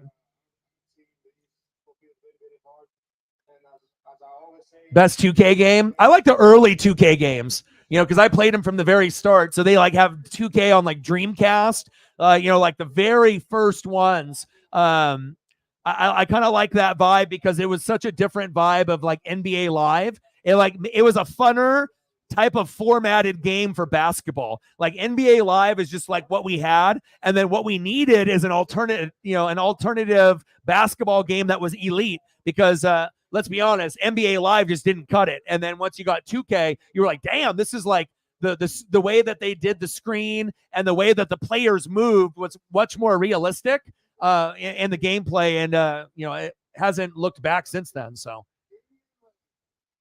Lillard. Wow, they're booing Lillard. They're booing Lillard. Why? Because Karl Anthony Towns should have got the MVP. But they lost, though. Lillard had 39. Lillard, MVP. What's good, baby? Dame Dollar.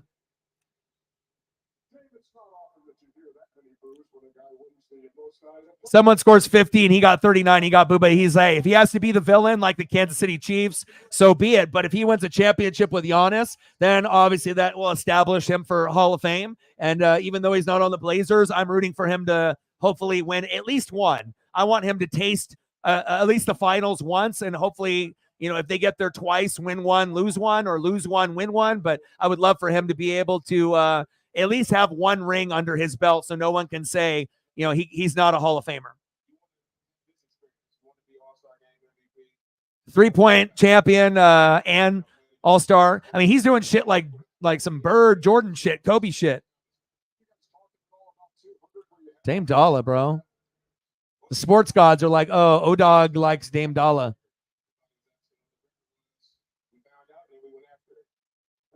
What time is it? Dame time. Rip City, dude. What's good, baby? Booing Dame Dollar. Indianapolis fans booing Dame Dollar, really, though? See, it shows you a lot of people, they only care about the points. You know what I mean? And so 50 points on a losing team, and then the other team ended up winning by what? 14, 25? 25-point win. So people would rather have the most points scored, even if it's the losing effort. The society that the younger generation has been brought up in.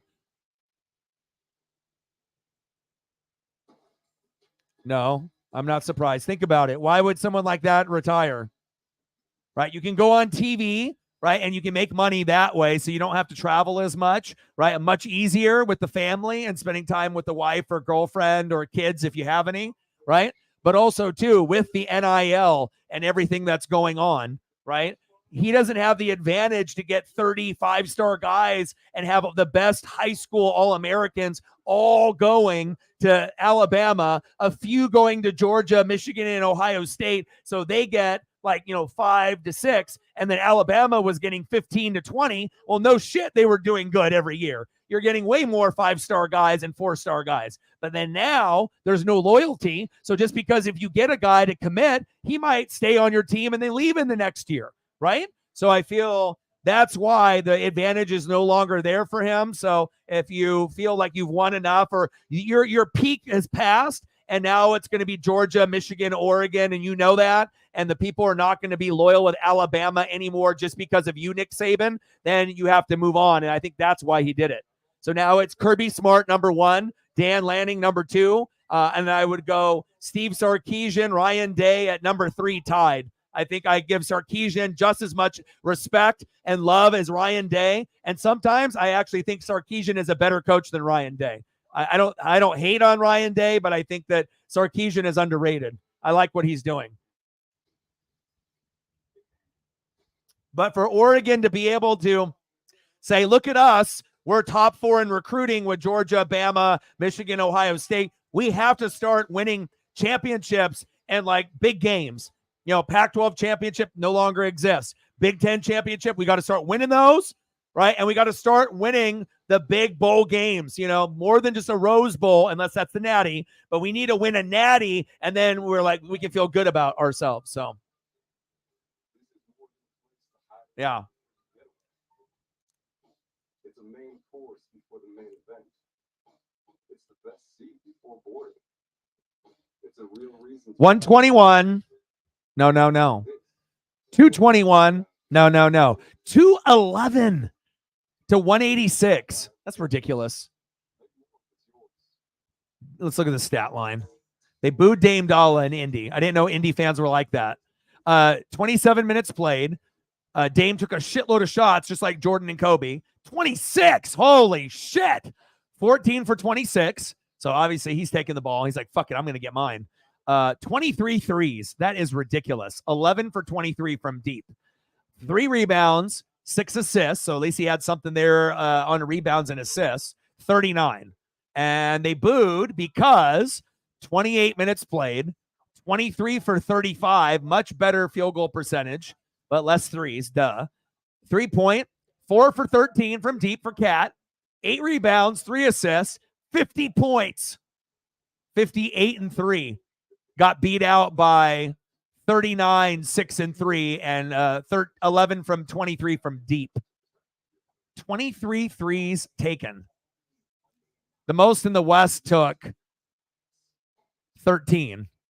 Curry and Towns combined for 26. Dame said, fuck y'all, I'll take 23 myself, biatch. And he won. Dame Dalla. I put him on the thumb. Dame Dalla. Could have put Giannis, but I didn't. Dame Dalla. I said, Sports Gods, I'm putting Dame Dalla on there, and we're going to have something good happen. Dame Dalla. ESP, baby. Just look at the thumbs. The thumbs foreshadow a lot. I don't know why that is. LeBron James. What was his stat line? LeBron James. 14 minutes. 8 points. 4 rebounds. 3 assists. 4 for 10. So he didn't play very much. He's like, I'm old. I'll let everyone else play. Good for him. Good for him for being King James, stepping down. But it was Dame time. Dame time. I don't like it for college football. I liked it that he was like, beast mode. It wasn't like Belichick where he's not winning. Like Saban's beast, it's like, yes, you're getting the recruits, but also too, not only are you getting the recruits, but you're going, very far with them. You're not winning it every year, but you should be doing that good if you're getting so many top, 5-star, 4-star guys. So,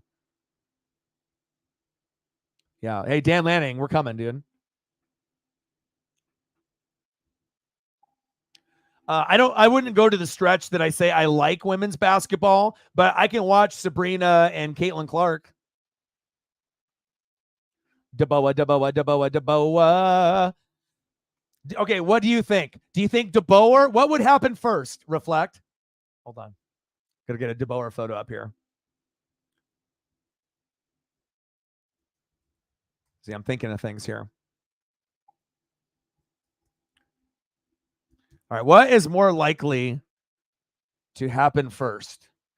DeBoer gets fired, right? Or DeBoer takes another job or declines a job, and when he could go somewhere that might be a quote-unquote bigger program. What do we think about the DeBoer?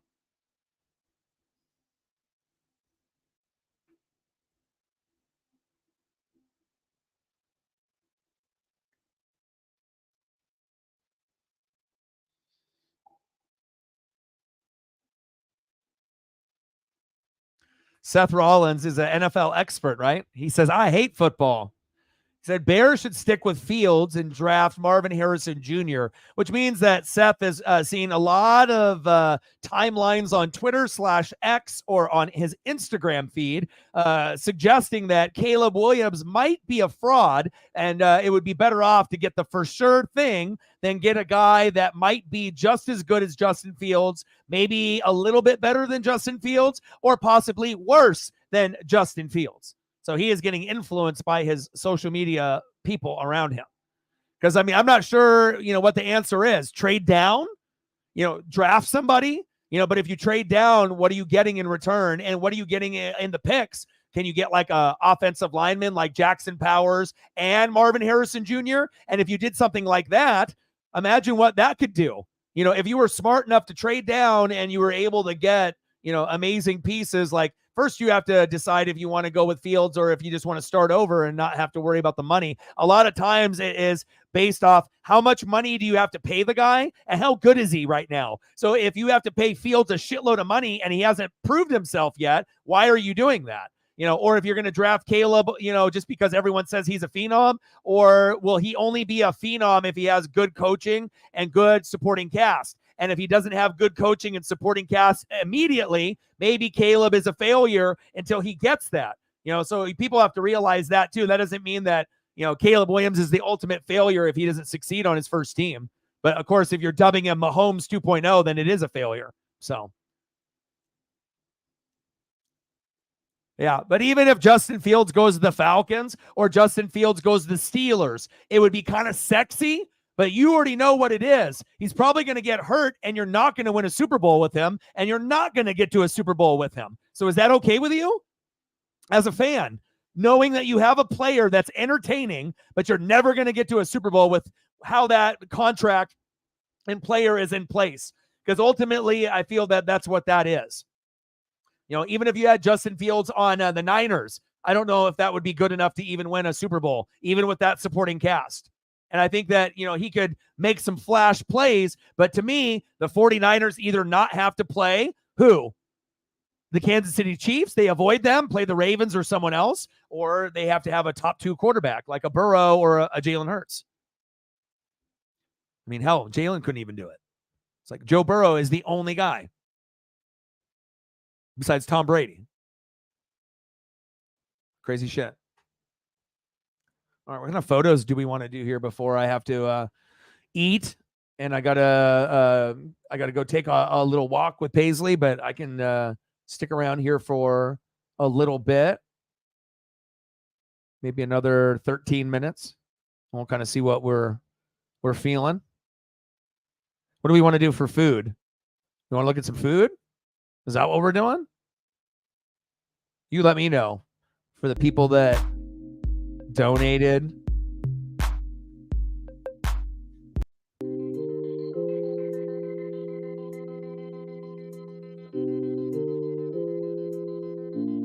Joe Burrow to the Saints, y'all. Dollar bill, y'all. That would be like the dopest thing ever. Like after the Bengals, and then he decides to test the market, and then the Saints are like, yeah. And then all of a sudden he's like, damn, I want to come home. And then Joe Burrow actually does go to the Saints at some point at the end part of his career. That would be epic. Could happen. You got to think, I would assume that Joe Burrow loves playing in Cincinnati with Jamar Chase. But if he had a chance to play for the Saints at some point in his career before he retires, would it be an interest of his? I would highly bet that it would be up in his top 2 locations that he would look to, like if he had a choice to go somewhere, depending on how the Saints were built at that point. But just going home wearing that jersey, he would look good in it too. The second coming of Drew Brees, Joe Burrow. Joe Burrow gets the Saints over the hump to win a championship. Hey, it might take something like that. It ain't going to be fucking Taysom Hill or Jameis Winston. Joe Burrow did the Saints.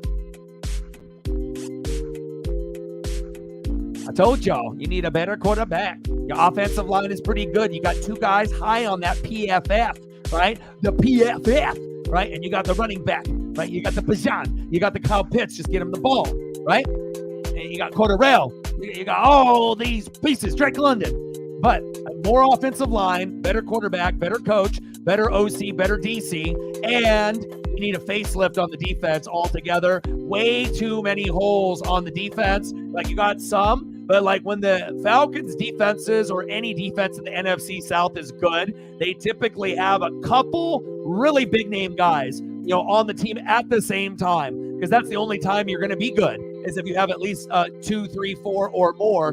Preferably you need about 8 guys out of 11 to be good on defense to be considered a good defense. Oh, big facts, y'all. Let's give me some oxtails. Give me some oxtails, biatch.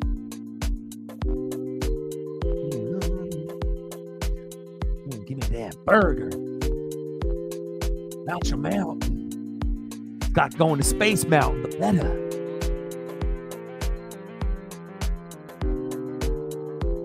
Nachos. All day, all night.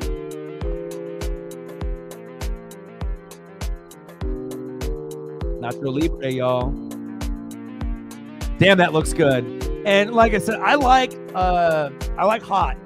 So anytime I can get like hot sauces, Mexican sauces, or curry, I like to feel alive. I want to feel alive, y'all. A little bit of that sweat, from that really good food. What time is it? Dame time. What time is it? Flavor Town. Damn right, y'all. I know, it's one of my favorite things. I feel it helps with mental health a lot. At least it does for me. I know I feel totally different. I can, you can have an old throwback wrestling photo, and sometimes that'll do it for me.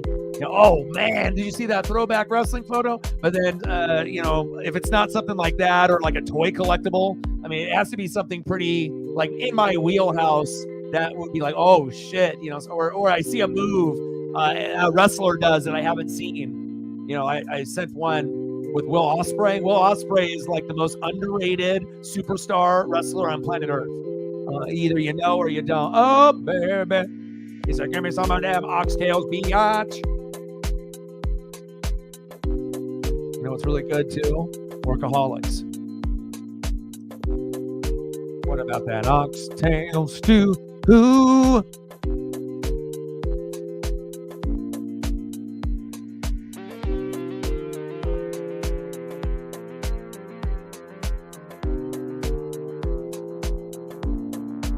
Oh, yeah.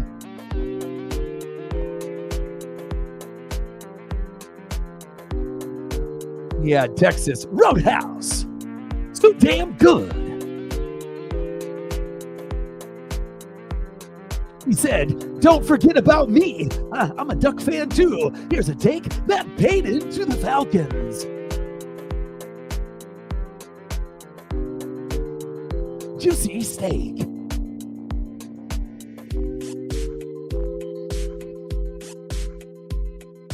Like, this is what the channel is going to end up become one day. It'll just be me announcing food with music in the background. And then people just donate, and then we just hang out and do this.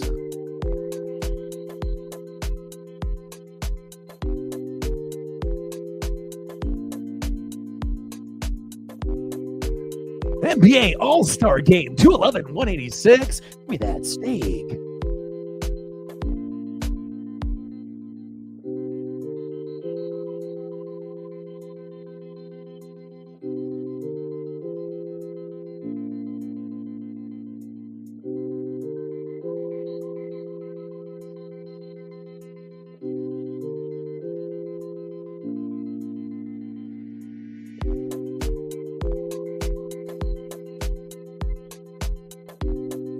Some people, like it well done. Some people like it like medium rare. Like, you got different people, different, some people put ketchup. Some people use A1. Some people, understand if it's made right, you can eat it while it looks kind of like that. And you don't have to put anything on it. Barbecue sauce, even if you're a condiment person. I love ketchup. I love barbecue. I love honey mustard. I love ranch. I love all of those things.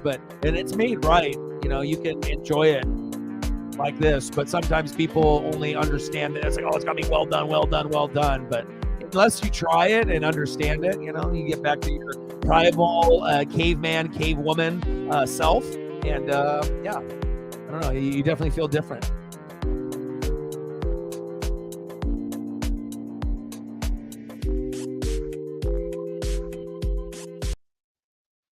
Oh, yeah.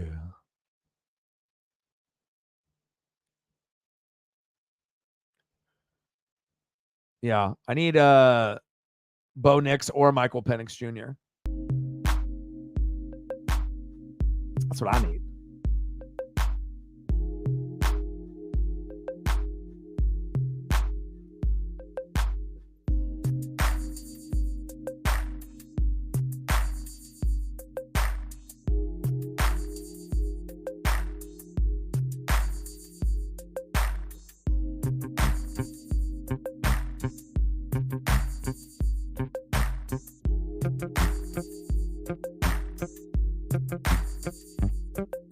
What's good?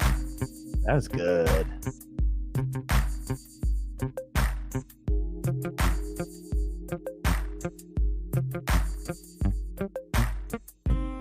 Crispy shrimps. I love me some Gordon Ramsay. I like food programs are very good for my mentals.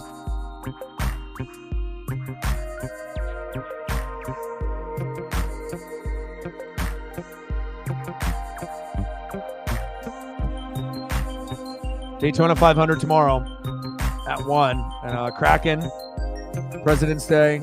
They'll be on at 12:30. We'll cover that as well. Kraken and the Red Wings. Go Kraken. Defend the deep. Release the Kraken. Crack-a-lackin'.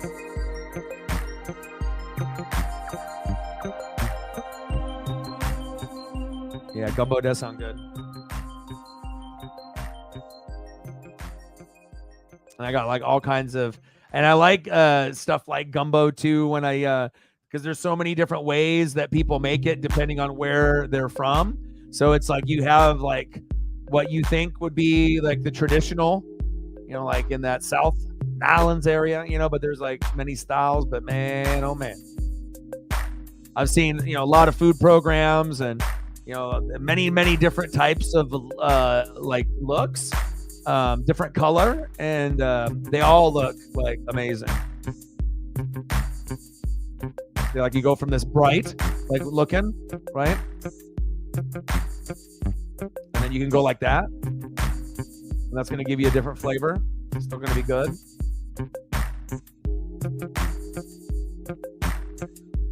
See, I like this kind of like jump off. as an alternative. Like this wouldn't be, you don't have to have it as like maybe necessarily the first choice. I'm a sucker, for pepperoni and sausage type things. So anytime it's like pepperoni or sausage, and then you get like some kind of sausage gumbo, oh gosh.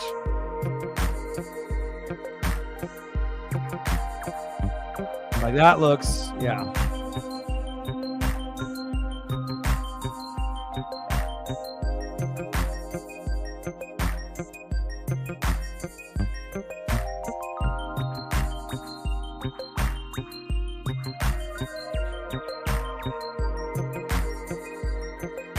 They have even a chicken and chorizo combo. See, that's why I like it, like different cultures and different types of people, different ethnicities. It's like a different vibe. It's like it's cool to be able to tap into someone else's culture and find something that it will end up being maybe one of your favorite things if you just give it a try.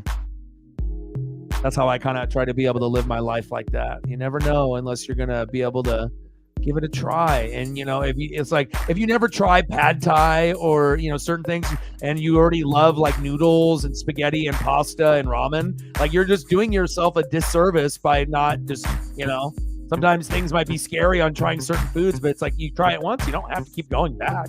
If it's good, you can, but yeah, I've never been there. Shit, I'd be like gaining like probably 30 pounds. Just like ridiculous. All I would want to do is eat. I wouldn't even want to do anything else. Just like literally just divulge on some greatness. I'm a sucker for the Flavor Town and the foods. See, even Kalen DeBoa loves the food. Look at his reaction. See, he's watching the stream. It's like, yeah, I like that. So, O-Dog got the good picks. But he knows what's good. Climb the mountain, y'all. Flavor Town. Population 1. Yeah. And I like watching programs where people interact with each other, where, like I said, when they're on the water, like Wicked Tuna and like Swamp People. Like, I like that shit because it's like I like the way the hospitality is. And even if it's a rival, they'll still like try to help them. Like you can actually see like decent human beings. Like, even though you can be like competitive and you want to be the best and you want to be number one and you want to win the money and, get all the gators and get all the tuna. But it's like, I want to be able to see like how they interact with each other. Sometimes that part of the show for me is just as good as like the actual act of them hunting and, the rest of the action on the show. I like to be able to see the interaction with the other people. That's what I like to be doing. Still watching Deadwood. Finished Workaholics. Gotta find another show to watch. So I'll have something I have to do that. Any other photos of anything else that you guys want to see before I go? For the people that donated and commented and that shared and helped out today. Anything else? Nothing else on any of the other socials. Zeva Williams with a $69 dono before the stream started to get us going, and then Reflect helping us out too, adding on to the totals. I appreciate y'all. Anything else you guys want to see? Let me know. And I'll be doing Daytona 500 tomorrow. That'll be on the schedule. If something happens and it gets rained out, then Kraken Red Wings. So I'll be streaming at either 12:30 or 1.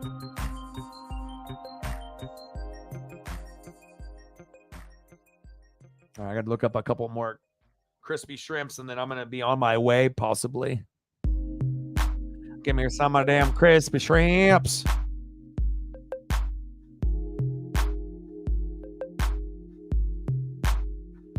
I'm a sucker for the crispy shrimp. It might be one of my favorite things. Coconut shrimp, jumbo shrimp, crispy shrimp, and then like the sauces You know, you got like the cocktail sauce. You can eat it. You can eat it by just the crispiness, but then also if you get the sweet and sour chili sauce and it hits, oh my God, you're just gonna be like in heaven.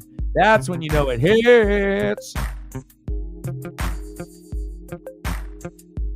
Yes, sir. He says, you're one of my best fans. You beat O-Dog in fantasy, and we made it to the natty because of you, Reflect.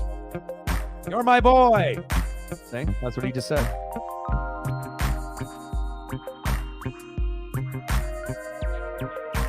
Crispy shrimp, coconut shrimp, cocktail. And the thing is, I think when you're a little kid, when you have the cocktail sauce, whether you like it or not, it is kind of a unique flavor, even if you like to go to Flavor Town with condiments, because I believe if you're a condiment person, you've been a condiment person since you were a little kid. You know it. It's like it's like, you know, everyone else ate French fries with nothing. You ate it with ketchup, ranch, and every other dipping sauce on planet Earth. So it's like when you end up having something like, it's kind of bitter, you know, but I feel like if you end up getting a crispy shrimp that's just freshly out of the batter, and then you get a good sauce, it doesn't matter what it is, but it takes it and it elevates that food even further. I don't know. It's like cocktail sauce for me is like, I feel a little bit is good, but I'm not going to probably have my whole meal with it. But sometimes the hot chili, it's like a sweet and sour. Imagine like a Wendy's sweet and sour, not like McDonald's or Burger King. Wendy's sweet and sour with like a chili, like hotness to it. And then, man, I mean, I don't know.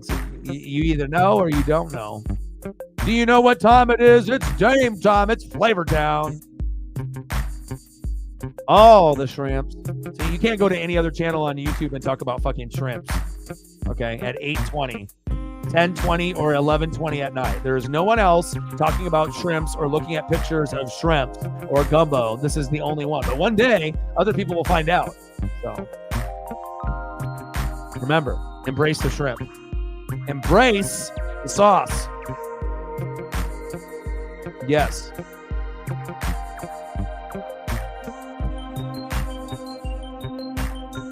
Matt is having a breakdown. So I gotta get my photo in. Gotta get it in. He's like, if I just ask him to do this one thing.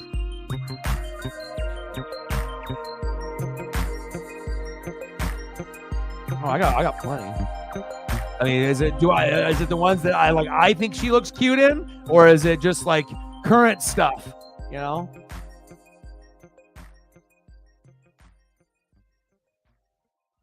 I mean, you never know what angle I'm going.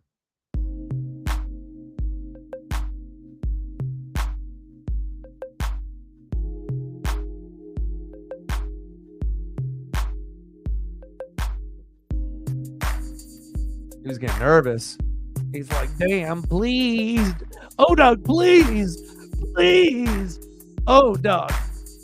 And you know O-Dog delivers.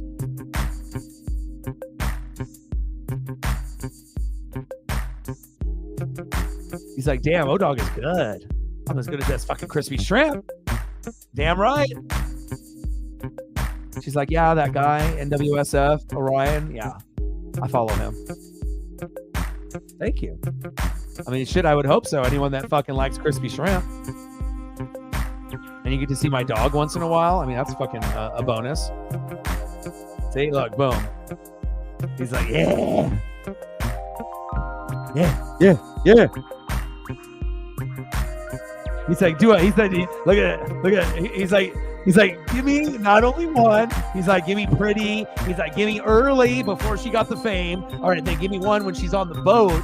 Give me the one when she's in the car. Yeah, we're not going to be able to go over all those. You know, it'll be limited, man. You know, I have to think about for the rest of the viewership, Twitter and /X. You know, I'll give some support, you know, but it's on my terms. Okay. The sexy is on my terms. So O-Dog, he's good. I like him and the crispy shrimp. Thank you. In the future, you have to be patient, Daniel-san. Wax on, wax off. He said, I need the whole fucking library. He's like, give me the whole Encyclopedia Britannica biatch. He's like, give me every fucking photo of Swift you got. There's a lot of them. All right. Paisley is needing dad. Dad needs to work out, go out. Hopefully it's not raining, and eat some dinner and do all that. But I love you guys and I appreciate you guys very, very much. Let's go over the photos one last time, and then we can call it a day. King James, LeBron James versus Dame Dollar. LeBron took a step back, just playing because he wants to play with Bronny. And there's a new sheriff in town. His name is Damian Lillard. You might have heard something called Lillard time. Is that O-Dog guy? He's good. He knows what time it is. What time is it? Flavor Town time. Dame time. Halliburton, I see you. Shay, I see you. Tatum, I see you. KD, I see you. I see you. Sabrina. Here we go. Matt will like this one. Oh, and the Ducks. Game over. Sabrina. I love Pacific Northwest representation. If it's from Washington and Oregon specifically, it's even cooler than if it's Oregon State, Washington State. I'll still appreciate when it comes from there and vouch, but it's just like, it's nice to be able to see greatness, baby. She got robbed of a natty because of COVID. Best believe. Jumbo Burger.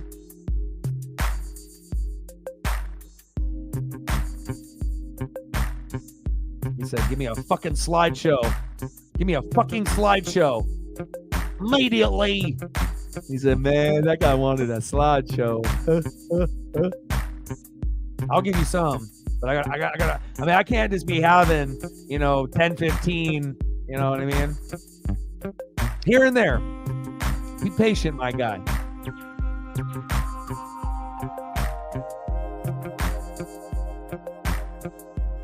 Final score of the NBA All-Star Game, Eastern Conference 211, Western Conference 186. Dame Dollar, MVP. Fucking Crispy Shrimp was a goddamn MVP. Man, it's Gumbo MVP.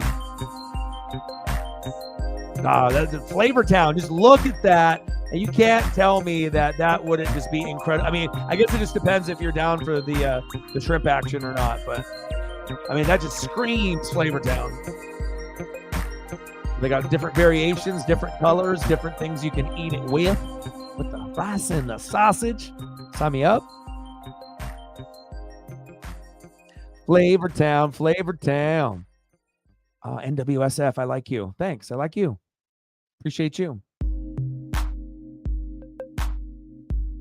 See, Matt's happy now.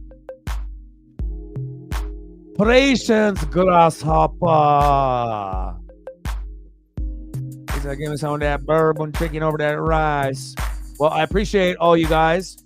Thank you to all the people that donated, Mr. Williams, Azeva Williams, as well as Reflect. Anybody else that donated, commented, shared, people watching on Twitter/X. You get a lot of things on this stream. I always bring the fire and electricity. We'll take care of the mental health, and you'll see some cool shit every single day. What time is it? It's fucking Dame time.